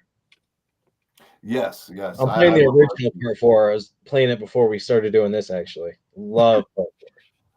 Did you ever finish, Aaron? Did you ever finish part 7?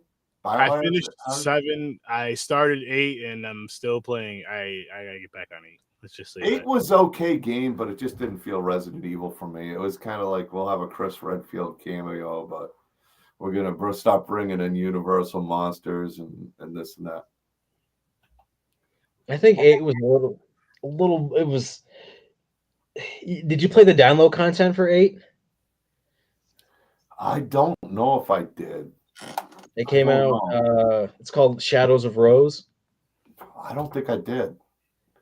There's like a whole nother. It's like 3 chapters, I think, where you play as Rose as a teenager.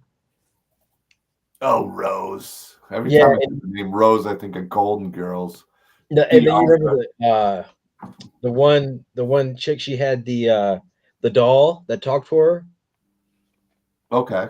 You end up back in her mansion, or whatever the hell it was. You end up back in there, and there's some V. Was that her name? The V, the lady with the Venetia something. Yeah, Lady V. Yeah. There's a scene with mannequins. It's fucking wild. I'll have to check it out. I don't know if I got the DLC. I know I played through the whole game, and it was cool, but it just didn't feel Resident Evil to me. It was a little over the top at times. Resident Evil 1 is like the first experience in a video game that I didn't know what I was buying. I bought a PlayStation for Madden back in the day, and what was it, 96, 97 when it came out? Yeah. And I asked the guy at Sears, back all the way at Sears days. I'll let you know. It's like, try this game out. And I grabbed it. And then Resident Evil was the first game that went away from Donkey Kong for me, and it's Super Mario Brothers, a platform game to a 3D game. I like it just the intro with the live action, even though it was the worst acting ever, but it was impactful. And then you get into this mansion, it's like, what the fuck is going on? I'm moving all around, I'm exploring, I go through this door, and this thing, there's nothing like it at the time at all. I'm like, oh my god, I just opened a whole new door of awesome. Yeah. And that game, part 1, I know a lot of people love part 2 and prefer other. The remake, the remake of part 1 for the GameCube was amazing. I played it. I actually played the remake. I like the original better. Only because I enjoyed the old man to young man. That part in the original game got me, where you had to pick from young to old, because I never played anything but a platformer. So these puzzles were new. Yeah. It was everything about it forever. It's like, I don't understand. And this was before you could find. So it took me a long time to kind of figure out old man or young man to old man, watching them grow. It's like, okay. It was paintings, right? Yeah, it was paintings. Yeah. There were certain things. There was more in the remake, but there was also a lot more missing that I really loved in the original one. I remember the first time I got to the very end of the first one, the original first one. And so the tyrant comes out, and I had no idea what to do. I had like shit for ammo, shit for health, so I just kept running around. And then I was lucky I didn't have to reset the whole game. That's the that was the debut of survival horror, because you didn't realize you had to save that ammo. Luckily, I was cheap, just like I am in real life. And I only got this many, and I didn't realize how much it saved my ass in the long run, because at the very end, frustrating to get all the way through and all those hours and all those puzzles, because that's even hard today when I played the remake, because there's no like X button pop up. There's something here. You have to like click, and you just happen to find it. It doesn't have nothing prompting you. Sometimes there's like a glitter, like a little shine. Sometimes, if you're lucky. But if you find like a magazine, or ammo, like when you in that first hallway when you're pushing the shelves and then the dogs come through the windows. Yeah. Remember there was ammo behind those shelves that you moved. I grabbed it. Yeah, there was no prompt to pick them up, but they were there. No. You got lucky a lot of times in that game. Yeah. Because there wasn't, like when I played it was 97. There was no YouTube. None of that explanation. Actually, the young man to old man pictures, I had to ask the guy at the game store. I'm like, I just can't get past this spot. And when he explained it to me, it helped me understand the rest of the game so much more too. Was that the puzzle? If you do it wrong, then all the crows come off the bar and they chase you? No, it was just you'd feel like there was no place else to go. And you were at these pictures, and it opened the door when you went young man to old man. If I remember right, you're talking going around. What is it? 23, so 26 years ago when I actually played the game, and I'm just telling, like for me, that was the ultimate experience as a horror fan growing up in the 80s, zombie fan, and experience a game that I had no idea about. Like I didn't know anything about it except for this guy said, "You want another game? Let's throw it on the credit card. You bought Madden, you bought a PlayStation. Try this game out. You'll like it." And I had no idea, and I was just blown away from the opening. Yeah, well, the opening, like the live action, and then running. Remember in the remake, if you try to open that front door in the remake, a dog comes in. Yes, I do remember that. I'm like, I'm out of here, bitches. Yeah. And if you don't kill it, it stays in there. Yeah. You have to kill it. Yeah. I was pretty lazy. I just reset it and restarted so I didn't have to waste any ammo because it's still in the game. I don't want to be wasting ammo in that game. But it seemed like you got more ammo in the remake compared to the original. The original was very scarce with it. And you couldn't, they say you can knife the dude, but you can't knife the dude. I don't want to do games. Yeah, there was no way. I mean, I've seen videos with a knife, but no. They knifed the tyrant in the first scene when you fight the tyrant when it comes out of the like the test tube. Yeah, there's videos of people doing that with just a knife. Isn't there a guy who spent like 24 hours or like just 48 hours, something like that, just fighting one boss with a knife? I wouldn't be like insane. Yeah, it's like holy shit. I wish I had that much time to waste. No, actually, I'm glad I don't have that least much amount of damage possible. Yeah. Yeah, I mean, I just bought a new game too. Well, it's an old game, but the remastered. It was on sale. I think it's still on sale if anybody's got a PlayStation. Alan Wake remastered. I'm looking forward to playing that. And some of the games I've been into is these indie games. Like they're from the Wales, like the UK, and they're very easy for me to play since the older I get, the worse my game skills get. And it's like choose your own adventure books. Like I played this game called Night Shift where you just pick different things and there's different endings, and I found those fun. Like I'd love to do an indie project on my own where it's a cool story, horror based, where maybe you're even in the sense of the color and you make different choices going into this cabin, and ultimate different decisions and outcomes. That's similar. Actually, that's similar like the Quarry for the most part. In a sense, yeah, but this is live action. I'm talking too. Get those actors in there, live action movie, and these Wales guys get like Lamborghinis and he's like $6 million. I don't know how they do it, but they're fun. It's live action. It gives the actors a chance to really shine some of these new ones, and some of the It's not perfect by any means, but I see so much potential in it that I'd love to hop in that market with Doomsday's Crypt, something cool that Aaron Sturdivant, old Sturdy can say, is this as bad as Camp Blood? Check it out. Oh, I don't think it'll be as bad as Blood Lake. That's gonna be rough. Blood Lake. I'm Blood Lake. My bad. I still haven't finished that movie, but I think I'm more lenient on indie than you are. Like, you're more of a straight shooter. I'll usually try to find the best things. You'll be like, man, this movie, yeah, and I respect it. I respect it with Sturdy. You know what it is?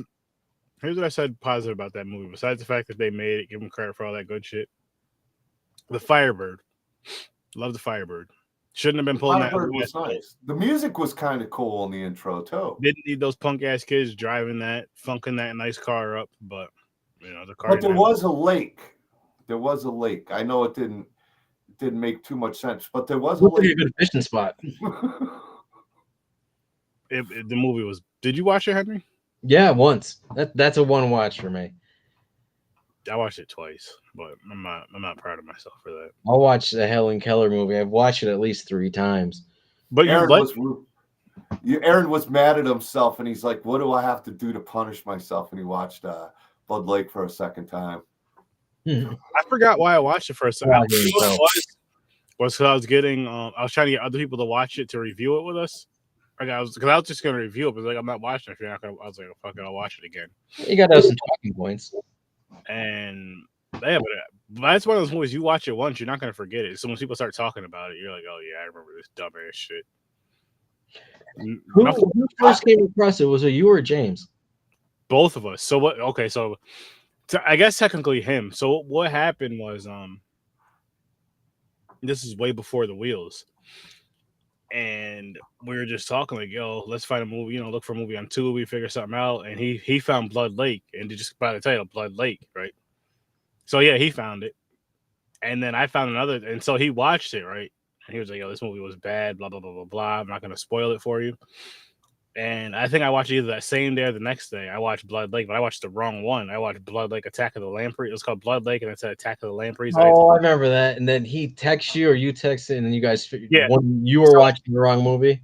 Yeah, so I watched the wrong movie. So he ended up watching that one, and I ended up watching the other Blood Lake. They both suck, but the Blood Lake that's been talked about for years on this podcast now is the worst. Was the worst one. It was just. And with indie though, I'm usually good about it, but if it's bad, I'm not gonna act like it's not bad. Like I can't, because it wouldn't be fair. Yeah, it's not all bad. No, Blood Lake is all bad.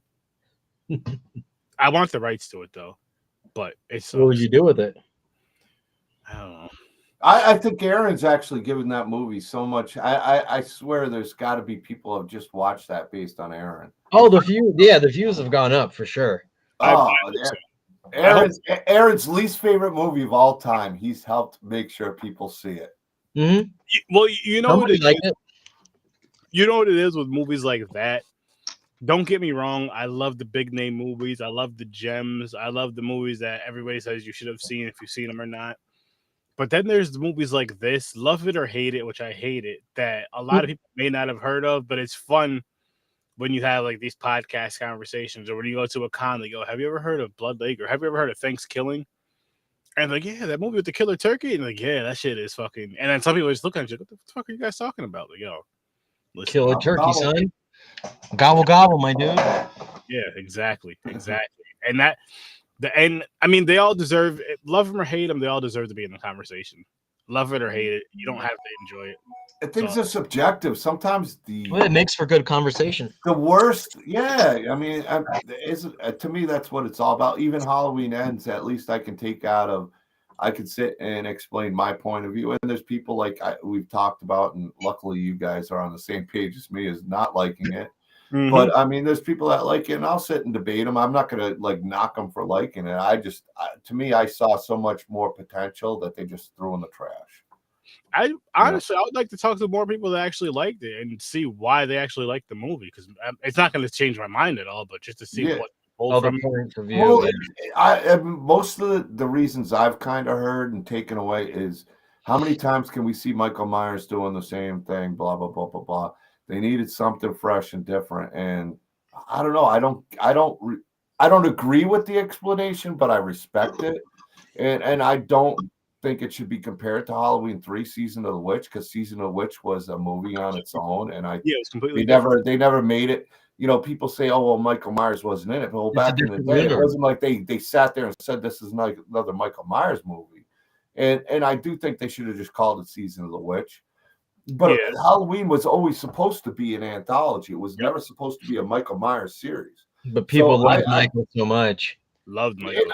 I mean, when I was a kid and I didn't know, I was waiting for Michael Myers. But even though by the end of the movie, Michael Myers isn't in it, I enjoyed this movie. This is a good movie.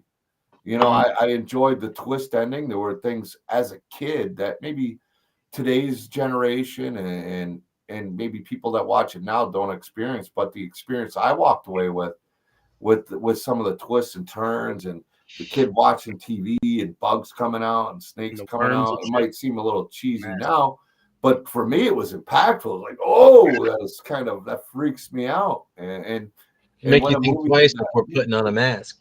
I still enjoy that type of shit though, like especially if I'm going back to the old classics that we all grew up and loved. But then if you see it in a newer film, and if it's done with the practical effects, even if it's done with the practical effects, special effects, but done right, like done, you know what I mean, looking right, looking good, not too, you know what I mean, not just it's just people. It's like somebody who knows what they're doing, can afford it, and then knows what they're doing, has the passion for it, are the best to do that type of stuff. The problem is with the way it's great with the internet and everything that goes on now, but back in the day, it was so much more limited. So when you'd see certain things, it'd be more powerful. It hadn't been done yet, and I don't want to say everything's been done yet, but sometimes it becomes redundant where people, you know, I get the influence, but it doesn't have the same effect. It's not as original the way they did it. It's not like impactful. Yeah, it just doesn't hit the same way it did. Then again, I'm an older man. I don't know what impacts, say, a 10-year-old, 12-year-old young kid at my age nowadays compared to what I was like back in the 80s watching. I know you guys talked about Friday the 13th Part 5. Like, I love Friday the 13th Part 5. Like, I really was a fan of it. Yeah, like, because I didn't expect Jason. And I love the twist ending. Like, for me, the twist ending was the best part about it. Yeah. And it made sense because they did kill Jason. And in a sense, it should be, people shouldn't be mad that Jason wasn't in it. And to me, it was special. The first one I watched was Friday the 13th Part 6, with CJ Graham, who's him and Brooke are my top. That's the first one I remember watching. No. I think that's the first one I remember watching. Part 6? I think so, yeah. Or the one that stood out the most. That was the one with the scene with the RV, right? Yes, sir. Yeah. I think for me it was I want to say Part 3 might have been my first one. I'm not 100% sure though. Well, Part 6 has a very special place for me because I played hockey. I was getting ready to go to Canada with the road trip. It was me and my dad. And he's like, you know, he wanted to record his son playing hockey. And back in the day, those VHS players or the he had to put it on his shoulder. He bought one. Yeah. We went to the movie place and I sat there and I watched Friday the 13th Part 6 continuously. I think maybe I rented 2 movies, but Friday the 13th Part 6 lasted. It was black and white. I watched through the whole like that with one earbud in and watched that movie like the whole trip to Canada from Massachusetts. Damn. And you know, it was a special experience, not only watching the movie, but also a memory with my father. Oh, yeah. This trip. So, that it left a special spot for me. That movie did. It didn't scare me. Like Halloween scared me. Friday the 13th never scared me, but I always loved Jason. And my buddy had Friday the 13th Part 5, and we'd watch it all the time. And I loved the movie.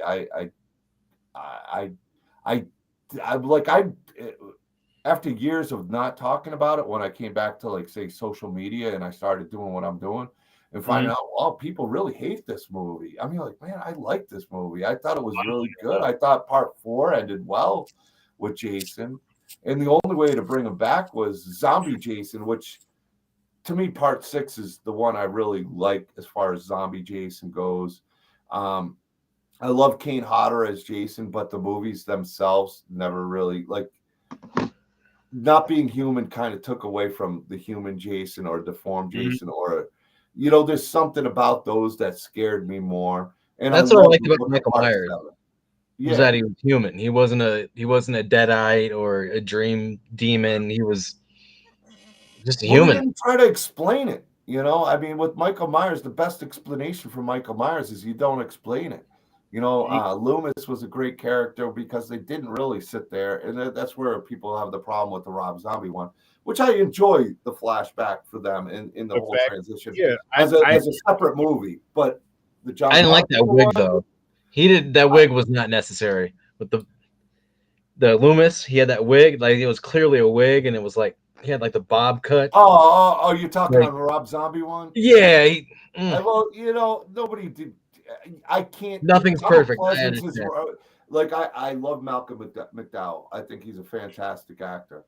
I did not like him as Loomis. I didn't find him as likable. Aaron met him. Even though Loomis was a dick. No, and he was there. He was at that con, but I didn't get his autograph. I didn't meet him. Okay. You didn't want to wait in line for 2 hours. I don't do that. Either I meet somebody or I don't. I don't do the long lines like Freddy Krueger or Robert Englund. We tried that. Scarefest. I'm running a table. I don't have time to sit all day waiting in somebody's line. But I met Lance Henriksen and Robert Englund was literally like right there. So I kind of just look. I saw you in V. You know. But give me 1 sec. I'll be right back, guys. And yeah.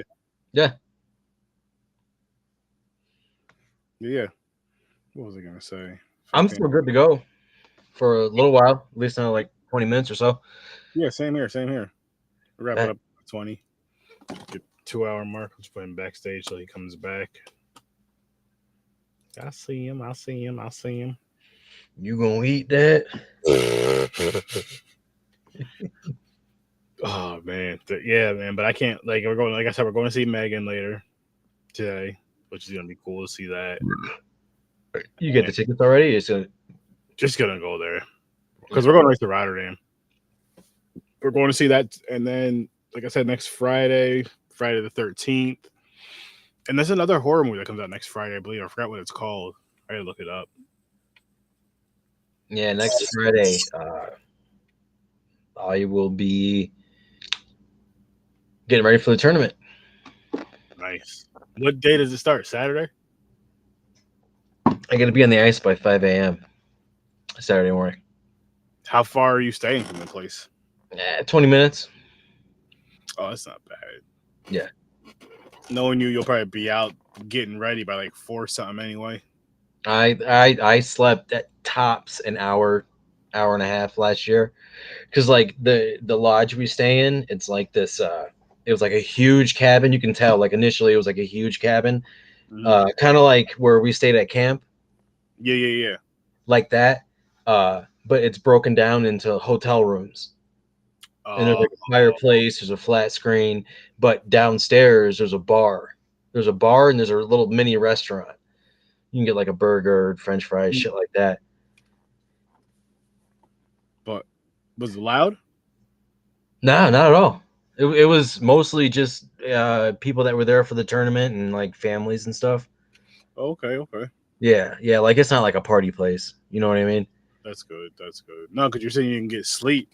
Were you just too excited? Oh yeah. Well, there was like 6 of us in one room with 2 beds, and my one boy he had like 3 Jack and Cokes, I think it was, and it came time to wake up for the tournament. He couldn't drive. He's like, no, I can't drive. So our other boy, he drove to the tournament, and yeah, it was funny. Damn. And then I went out. Well, we all went out and smoked, and then I think I had like 3 or 4 beers, and then smoked, and then just kind of laid there and watched whatever Adult Swim, like Cartoon Network. And then I was high as hell, and I think it was an episode of Rick and Morty was on, and so wild shit happened, and everyone was sleeping, and I was the only one awake, and I'm like, like try not to laugh and wake everybody up. That shit was funny. I slept maybe an hour and a half tops. Oh man, I understand that. Then when it's one of them things you're excited as hell for. Oh yeah, it's like a kid on Christmas, basically. Yeah, And I caught a decent trout. I didn't place though, but you how were your? I know you said they had a good Christmas. How are they like as far as getting up? Do they sleep in for Christmas Day, or are they up early as shit? on Christmas, Like the typical kids are, or like how they're portrayed as like in shows and movies. Is that like a real thing? yeah, Rylan woke me up at around 7, quarter to 7 What time do they normally wake up? Non-school day. on a non-school day, 9:30, sometimes as late as 10. Okay. All right. Yeah. So that's different then. But Rylan had basketball tonight. They both had basketball in the morning. So they're playing in different places. So I'm taking Lyle to the one over here, and then Serene's taking Rylan to the other one. Hmm. He synced a couple shots tonight. Good shit. Like 3 or 4 shots. Yeah, he's boys, definitely one of the better players on his team. keeping them boys busy though. That's good. Yeah, yeah. Lyle does. I mean, neither of them like going to bed, but I mean, Lyle tried. You know what I mean? What kid does? What kid did? Yeah. So like when Rylan was playing basketball, when he was doing like they're basically just like running drills. Yeah, yeah. I took Lyle outside and we ran around the building, and we were like chasing into just to tire him out. You know what I mean? Did it work, or were you more tired? Well, we both were. I got cold. I'm like, yo, we should go back in. I'm like, are you cold? He's like, no. I'm like, well, I'm fucking cold. We're going in. Except I didn't say that word. Nah, and he was lying. He was cold. He just wanted to stay out and run around with you more. He just wanted to play longer. You were tired, cold. For real. 90 degrees. I'm cold. We got to go back in. Are you sure you're not cold? He's like, no. Have you guys watched Vengeance 1 and 2 yet? I seen the first one. I didn't watch the second one yet. I know of them. I haven't. I actually got Jason Brooks coming on next Saturday. Nice. So make sure you watch that. Yeah, he played Jason. CJ Graham's in that movie. Tom McLaughlin, who was the director and helped. Aaron and I, we interviewed him. Yeah, we interviewed him. We had him on the podcast. Did you? Yeah. Yeah, very cool. It was audio only. At the time. Yeah, that's right. It was at the time. Damn, that was a while ago. Like 3 years ago, dude. Holy Tam shit. Glenn was in the sequel, who was in Halloween Part 5. She was the blonde. Yes. What's your podcast called? It's Doomsday's Crypt. I'm on YouTube, and you can also find my group. There's a group and a page. Make sure you check out both. I usually stream on both and YouTube. YouTube always helps with the sub. You know how it goes, Aaron. You know, it goes a longer way than Facebook. Is it? Oh yeah. Okay. Yeah, that's it. So I see ones in there. Did you see the new sculpt I got going on for the 3-Eyed Demon by Josh Lucas? No, you haven't seen that? No, it's on in the group. Yeah, man. Dude, this piece is gonna be sick. I'm so excited to have it as a centerpiece at these conventions. I just joined. Amazing. Nice. Oh yeah, the chick from that was Pazuzu in The Exorcist. She's gonna be at the con in May as well. Speaking which of con? Rocky Mountain Horrors. Okay, well, you're in Colorado, so that makes sense. Yeah. Yep. There's you guys looking forward to that new Exorcist movie? Or are you gonna go check it out at the very least? No, I never got into Exorcist. Just the first one. Okay. I don't know. It's the same people behind the Halloween trilogy. I don't want to I think they have a lot of talent, but I hope they really invest into writing a good script and having anything planned out that they have planned to do. I don't know. I did something about remakes. It's either really good, like I enjoyed the Friday the 13th remake, and I enjoyed the Texas Chainsaw Massacre remake. It did its own thing. I even enjoyed the Halloween remake by Rob Zombie, like we talked about. Yeah. But there's certain remakes that it's like, why? Why? And I'm not sure if Exorcist will connect with audiences now and have the impact that it did back then. And it feels like a cash grab, and all the power to them. Do you think? Here's my question for you guys. Do you think they'll try to use just to like get the kids in there? Try to use like a lot of technology one way or another. What do you mean? I hope they go with practical effects. Are you talking CGI? It could be something as simple as like something like this, or like, you know what I mean, like a podcast type forum, or like a TikTok type thing, or like a YouTube type thing. Of course, not using those exact names, and just like a challenge. Somehow somehow whatever with an exorcist something, and then kind of making it. I hope they don't make it like a something like that. I'm hoping it's a good concept you can take and go anywhere with it. Yeah, but they've done Exorcist movies with different takes. That's not called Exorcist. Now, if you're gonna do a remake, you're gonna have Reagan. You're gonna, I mean, what? I don't know. Like, ever as an adult. I don't want to say it's going to be a flop, but I just don't know if it's going to succeed. Like, am I excited for it? No. If it looks cool in the trailers, I'll probably watch it. Am I going to go to the movies to watch it? I will. I mean, that's remains. I thought it was a show. It's a movie? I mean, I believe it's supposed to be a movie, I believe. Oh, well, if it's in theater, yeah, I would check that out.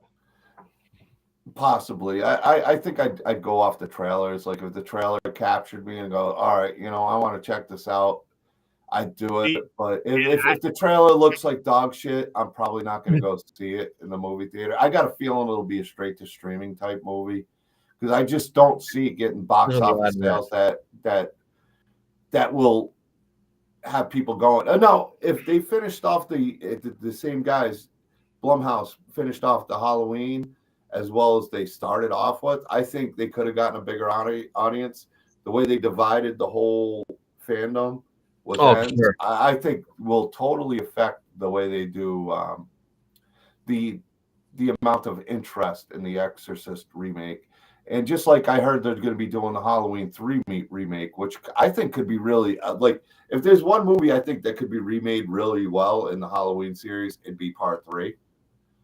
Because there's a lot you could do with it. I think the best thing you could do with Halloween 3, make it an anthology with the 3 different masks. Yeah. Somehow they connect. I'll say you could do 3 stories, you could do 4 stories, or the 4th story they connect. But I say just make 3 different stories, or even 3 different movies with whatever. You could do a series with that even.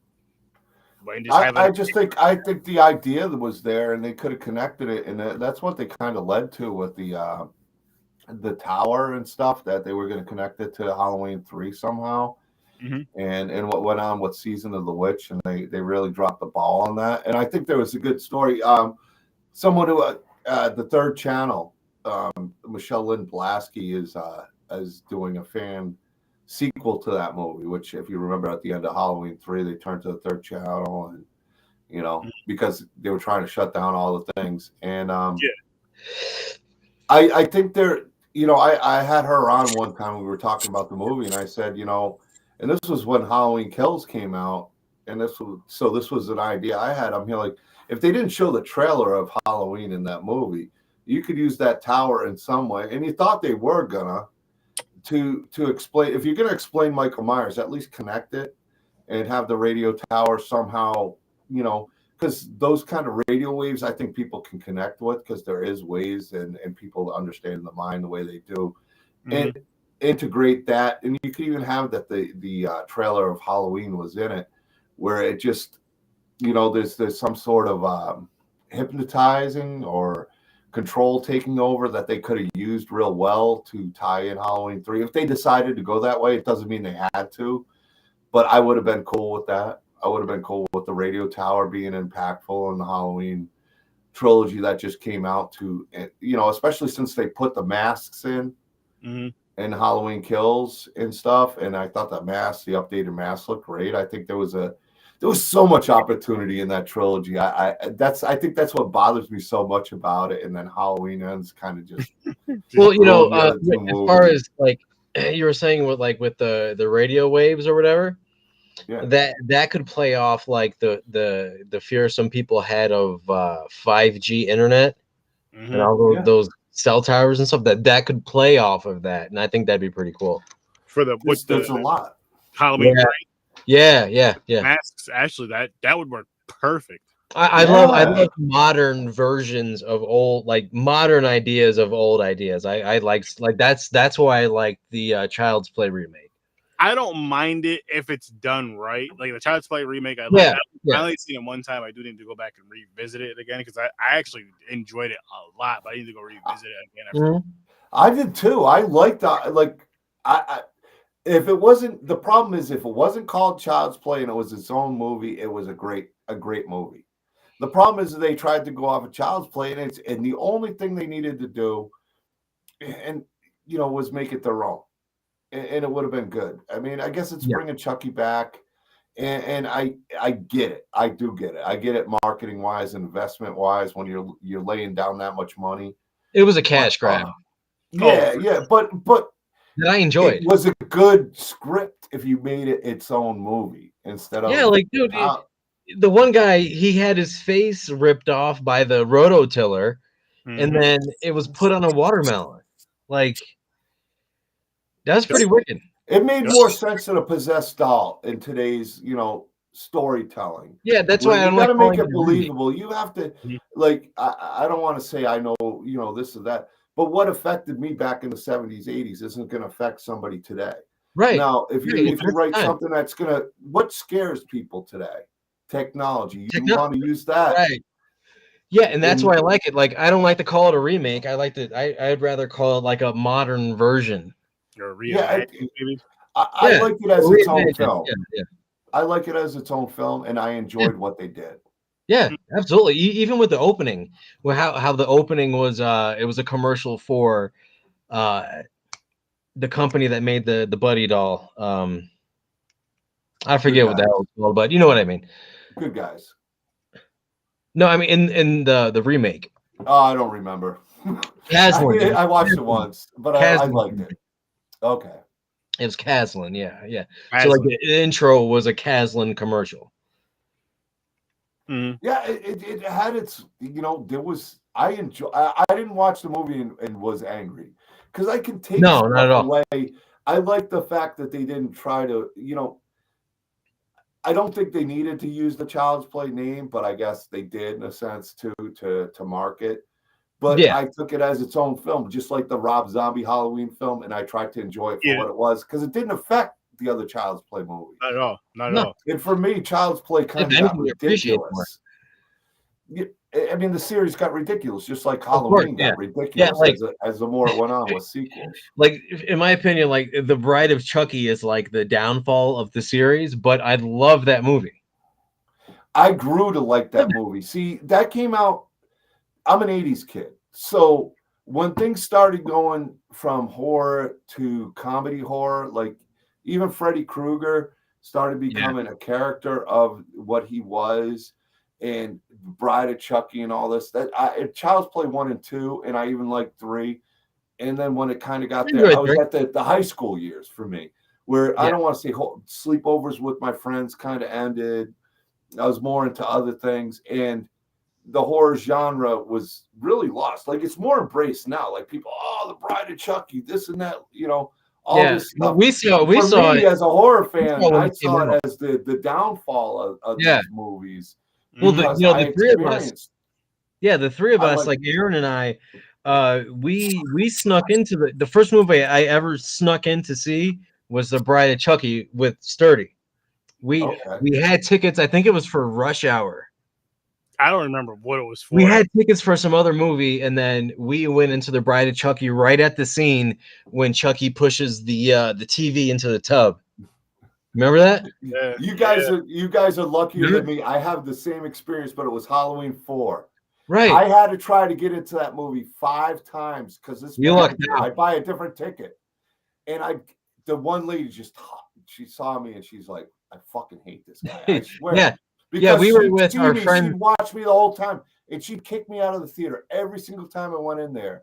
And my parents were like, she knew I was going to see Halloween 4, but they refused to buy the damn ticket for me. So here I am trying to get into Halloween 4, which was my first Halloween movie to see in the theaters. Mm-hmm. And this one manager had a duck, like I'm I Spy going through. And I finally got in, like, after the 5th or 6th time, like I mean, literally 5th or 6th That's time, awesome. this lady was just there every time, and she'd see me. She'd be like, and the first screening was filled, and she still picked me out in the first screening. So it took so much work. But like, so both of our she's stories, like a school teacher librarian that was worse than anything. Yeah, and that's the cool thing about horror. Like, you know, you can talk to any horror fan, and they have a story like that. Yeah, yeah. You know, you can't say that about romantic comedies and, you know, other genres. Yeah, basically any other genre. Yeah. But yeah, like shit, man. Shit. Every horror fan has. I don't know if I enjoy horror as much as the experience of not even watching the movie, but the experience going into watching the movie, going to the video store, renting that movie, having my buddies that's how it was. Yeah. You know, but I feel like that all adds into it because it's like okay, this Friday, I know, for example, like Henry's coming over this Friday. My mother's gonna take us to Screen Gems. After that, we're gonna go to Price Chopper. We're either gonna go to Price Chopper or we're gonna go somewhere. We're gonna grab some food right after, and then we're gonna go home. She's gonna make us some pizzas. Big ass fucking brick. Yeah. She gonna make us some pizzas, and then she's gonna go upstairs. The living room's ours for the weekend. Just leave her alone. If we want to, you're going back old school. You're going back. Yeah. 12, 11, 12. I dig it, man. I wish I could. Because honestly, that's where. I mean, we met each other in 2nd grade, so our horror, as far as us getting into horror, started maybe like a year sooner. But right around, we were in 2nd grade when Jason Goes to Hell came out. I saw that in the theater. We were so we were in 2nd grade. 2nd grade, yeah. I've never seen that shit. Yeah, they were thinking I'd get in trouble for saying hell in school. Oh, Jason Goes to Hell. Oh man, the title was scarier than watching the movie. I mean, right. Oh my god, I hate that movie with a passion. I do. But like just talking about those movies, just thinking and going back, I'm like, yo, like I'm 30. Well, we're both 37. We've been watching horror for about 32 years of our fucking lives. That's most of our lives of just maybe not consistently, obviously watching as much as you can now because one, you're an adult and you have more access to it. You can buy what you want. I have a bad habit of watching the same movies over and over. But you're still, but you're still watching horror. You know what I mean? Like, yeah. I know what you mean with that. And honestly, yo, from doing this show, this podcast, and I'll even say with Popcorn and Pine, just made me, because of the wheels and all that shit when we do the movies, made me watch just so many different movies. And we may have to start trying to do this more on Fridays when we're free, free, because you just do some movie reviews. I know you're a lot busier with your schedule now, but maybe do a once I get a better feel of how the schedule works, everything is. But I mean, if it's continuously like how it is right now, then I'll be able to be on more often. That way, just review a movie that you've seen, give it a week, give you a week to watch it, and boom. I think people forget about some of those movies like Hellraiser 1 and 2. That'd be great. I'd love to watch you guys watch that over a weekend together and talk about it. Because that's, to me, those are some special movies that came out in 87. Really the pinnacle of where horror was at the peak and started to, but Hellraiser, I think Hellraiser. Yeah. Oh yeah, let's pull out some shit. All kinds. My personal favorite is the Return of the Living Dead franchise. We could do that. More so the first one and the third one. Second one, What was the third one? Dawn of the Dead? I like the remake. I've never finished the original. Oh my god, my buddy, Mike Christopher is not going to be happy. He was the Hare Krishna zombie. I know exactly what you're talking about, though. You had the glasses and like the light on green skin, bald head. Yeah, the get up. Mike Christopher is cool as hell, though. I've had him on the show, and actually got a big ass bust that's not in here. Are you on the East Coast? Are you? I grew up on the East Coast. I'm in Missouri right now, so I'm okay. You're not too far from me then. No, I'm not that far. I got a good buddy in Colorado. That's why I was thinking about doing Crypticon, bringing the Doomsday's Crypt table to Denver if they do one there. Yeah, They always put on a good I'll show. check you out if you're ever out here. Yeah. Yeah. Even if I don't go and Crypticon's in Denver, check it out, man. You won't be disappointed. I started following the page, so I should get the updates for. I want to get Chaz on, who runs the show, and I mean, dude, they kill it with the people they bring in. So I'm sure Denver will be no different. He deals with Sean Clark and a lot of the top agents that bring in these amazing people. Like, speaking of Child's Play, Christina Lease and Alex Vincent will be at I met them both. They were really cool. Aaron, Sturdy, he met Alex Vincent. Yeah, got me his autograph. He met Brad Dourif as well. Yes, sir. I haven't had a chance to meet Brad yet. I do want to meet Brad Dourif. He hasn't been at a convention. I'm looking forward to meeting Terrifier Cast, David Howard Thornton. Oh, Aaron and I. Yeah, I have a picture this year.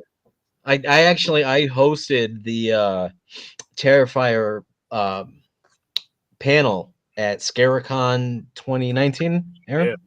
Yep. 2019, where they announced part 2 of Terrifier. Yeah, they announced Terrifier 2 at that con he was doing the panel for it. And then they announced that Felissa Rose was going to be in it. I was like, oh, shit. I've met Felissa a few times, and she's really, really cool. She's my favorite. Yes. Yeah. She's going to be at a few events that I'm going to. She's everywhere. Her and Dave Sheridan are like really, really close. If you've never met her, then you haven't been to a con. I've met her a few times. You know what I mean? I have like 100 limited prints by, I don't know if you know Scott Straka. Aaron, I posted his art. I got a limited that I'm planning on Doomsday's Crypt box that has her autograph. She autographed 100 of them for me. And there's like 10 blood versions of it, and it's Angela from Sleepaway Camp. So I'll be launching that box just to give a little. I just haven't had a chance to get to it because I'm working crazy, but that's going to be in the first Doomsday's Crypt box, loot box. Keep me posted on that, man. I want to hear about this. Yeah, I'll show you. I'll show you the. I'll send you some pictures of the piece. It's insane. Scott Schrock is an amazing artist. Oh yeah. Yeah, I don't have anything hanging up by him right now, but you check it out. It'll be there. And yeah, man. I'm hoping to do a few tables with Beatrice Bupley, who's Freddy Krueger's mom. I'm hoping in these upcoming Amanda Krueger? Yeah. I'm good friends with her. We did Phantasm Orlando together. She's one of my best friends. Actually, I even got her book right here, Krueger Curse, which is awesome. I didn't even know. Check it out. She'll send it to you autograph. She is. Follow Doomsday's Crypt. She is the Doomsday's Crypt spiritual advisor for the group. Okay, I'll find her. Yeah, so she'll be on the show soon. She is one of the nicest people. I was just going to say, does she do? I was going to ask you. I was like, yo, does she do podcasts? And what she? I'll get her on for you. She's one of my good friends. I'll look you up. My buddy Brett Wagner, the Lost Leatherface. I want to get him at some of my tables. Was in the Crazies. He was in John Dies in the End. The original Crazies?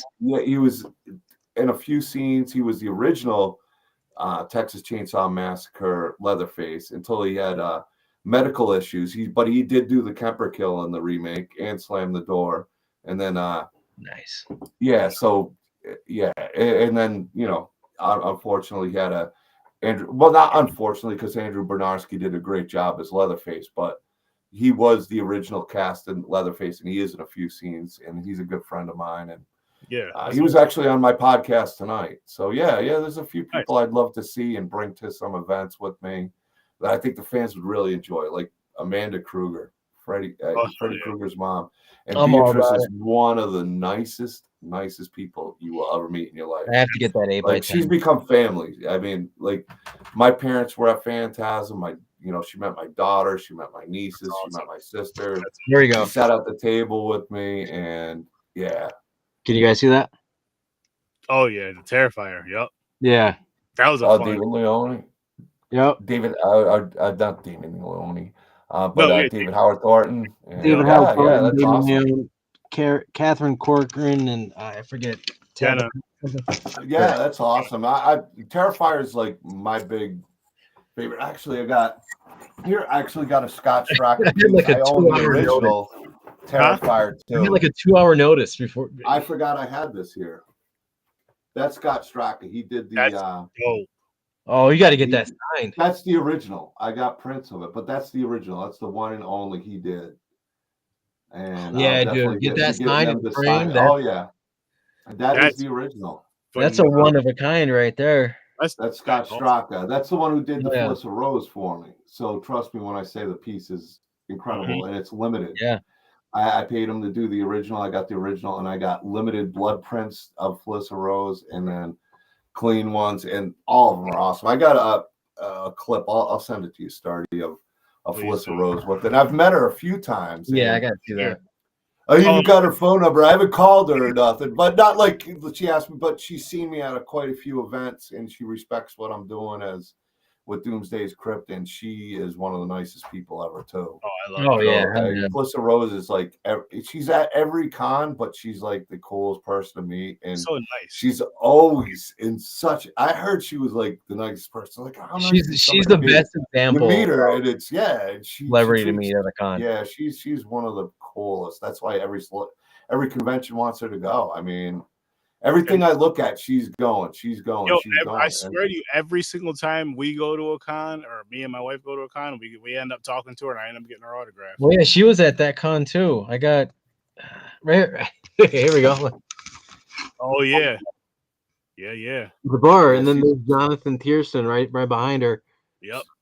She's one of a kind, and honestly, in my top 5 movies, Sleepaway Camp is one of the. Oh, I love Sleepaway. Yeah, well, I mean, I experienced it in the 80s, and the experience I got at just the end of the movie in that face. I was 6 when I saw Sleepaway Camp for the first time. That's it impacted me. It impacted me a lot. I don't know how well it relate to kids nowadays, but at that time in the 80s when I watched that movie and the twist ending and the whole twist of the whole movie, I don't know. It just it's kept it in the top 5. Halloween part, 78 and Sleepaway Camp are in my top 5 still, and they really are. Like just the impact that it left with me. Yeah. I can see it. It sits there. I can't see it moving out of the top 5. Although Terrifier creeped up. Terrifier 1 and 2. I really love. Sturdy told me about Terrifier. He told me about it over and over. And I'm like, all right. I just thought it was going to be another clown movie, but it was no. I had Steve Barton on, who's the producer on it. He was a really cool dude, and I related to him well because he was a guy who really struggled, and this opportunity being a part of Terrifier 2 took him to levels of success that he never imagined, and it was such a great time talking to the man. So if you ever get a chance to talk to Steve Barton. The Levy brothers from Fuzz on the Lens were associate producers. Yeah, they're doing the Stream movie. Doomsday's Crypt's actually going to be in that movie. They got Felissa Rose, they got Daniel Harris, they got David Howard Thornton, they got oh my God, they got so many people in there. I think Dave Sheridan's in there. I'm sure Felissa Rose is in there. Tony Todd's in it. I mean, they got like the best of the best 80s icons, and that movie's going to be coming out. So you can check out the Indiegogo for that one, and it's called Stream. And big luck to best of luck to those guys, Mike and Jason Levy. Those guys are horror fans like ourselves, and they've built themselves up to be a real important part of the horror community. So agreed. Yeah. Agreed. That shit. But it's been awesome hanging out with you guys. Yeah, I gotta get going off. Same here. And thanks for having me on, Aaron. Sorry if I rambled on, man. I just get excited talking. This is you guys. We've been doing this shit as far as, of course, not recording conversation, but talking about horror since we were little kids, and we're still doing it years and years and years later. All them years our mothers would tell us we were wasting time. Now look. Mm-hmm. And I joined your page. Oh, thanks. Yeah. Go to the group though too. The page is great, but the group is where really interactive. Okay. Yeah. If you see me, John Henderson, you can send me a friend's request too, and I'll accept that. Yeah, what's funny is my parents. My dad was supportive. My mom was really like, yeah, it's rated R. You can get the NR not rated movies, and we all know what the not rated movies are way worse than the R rated movies. Yeah.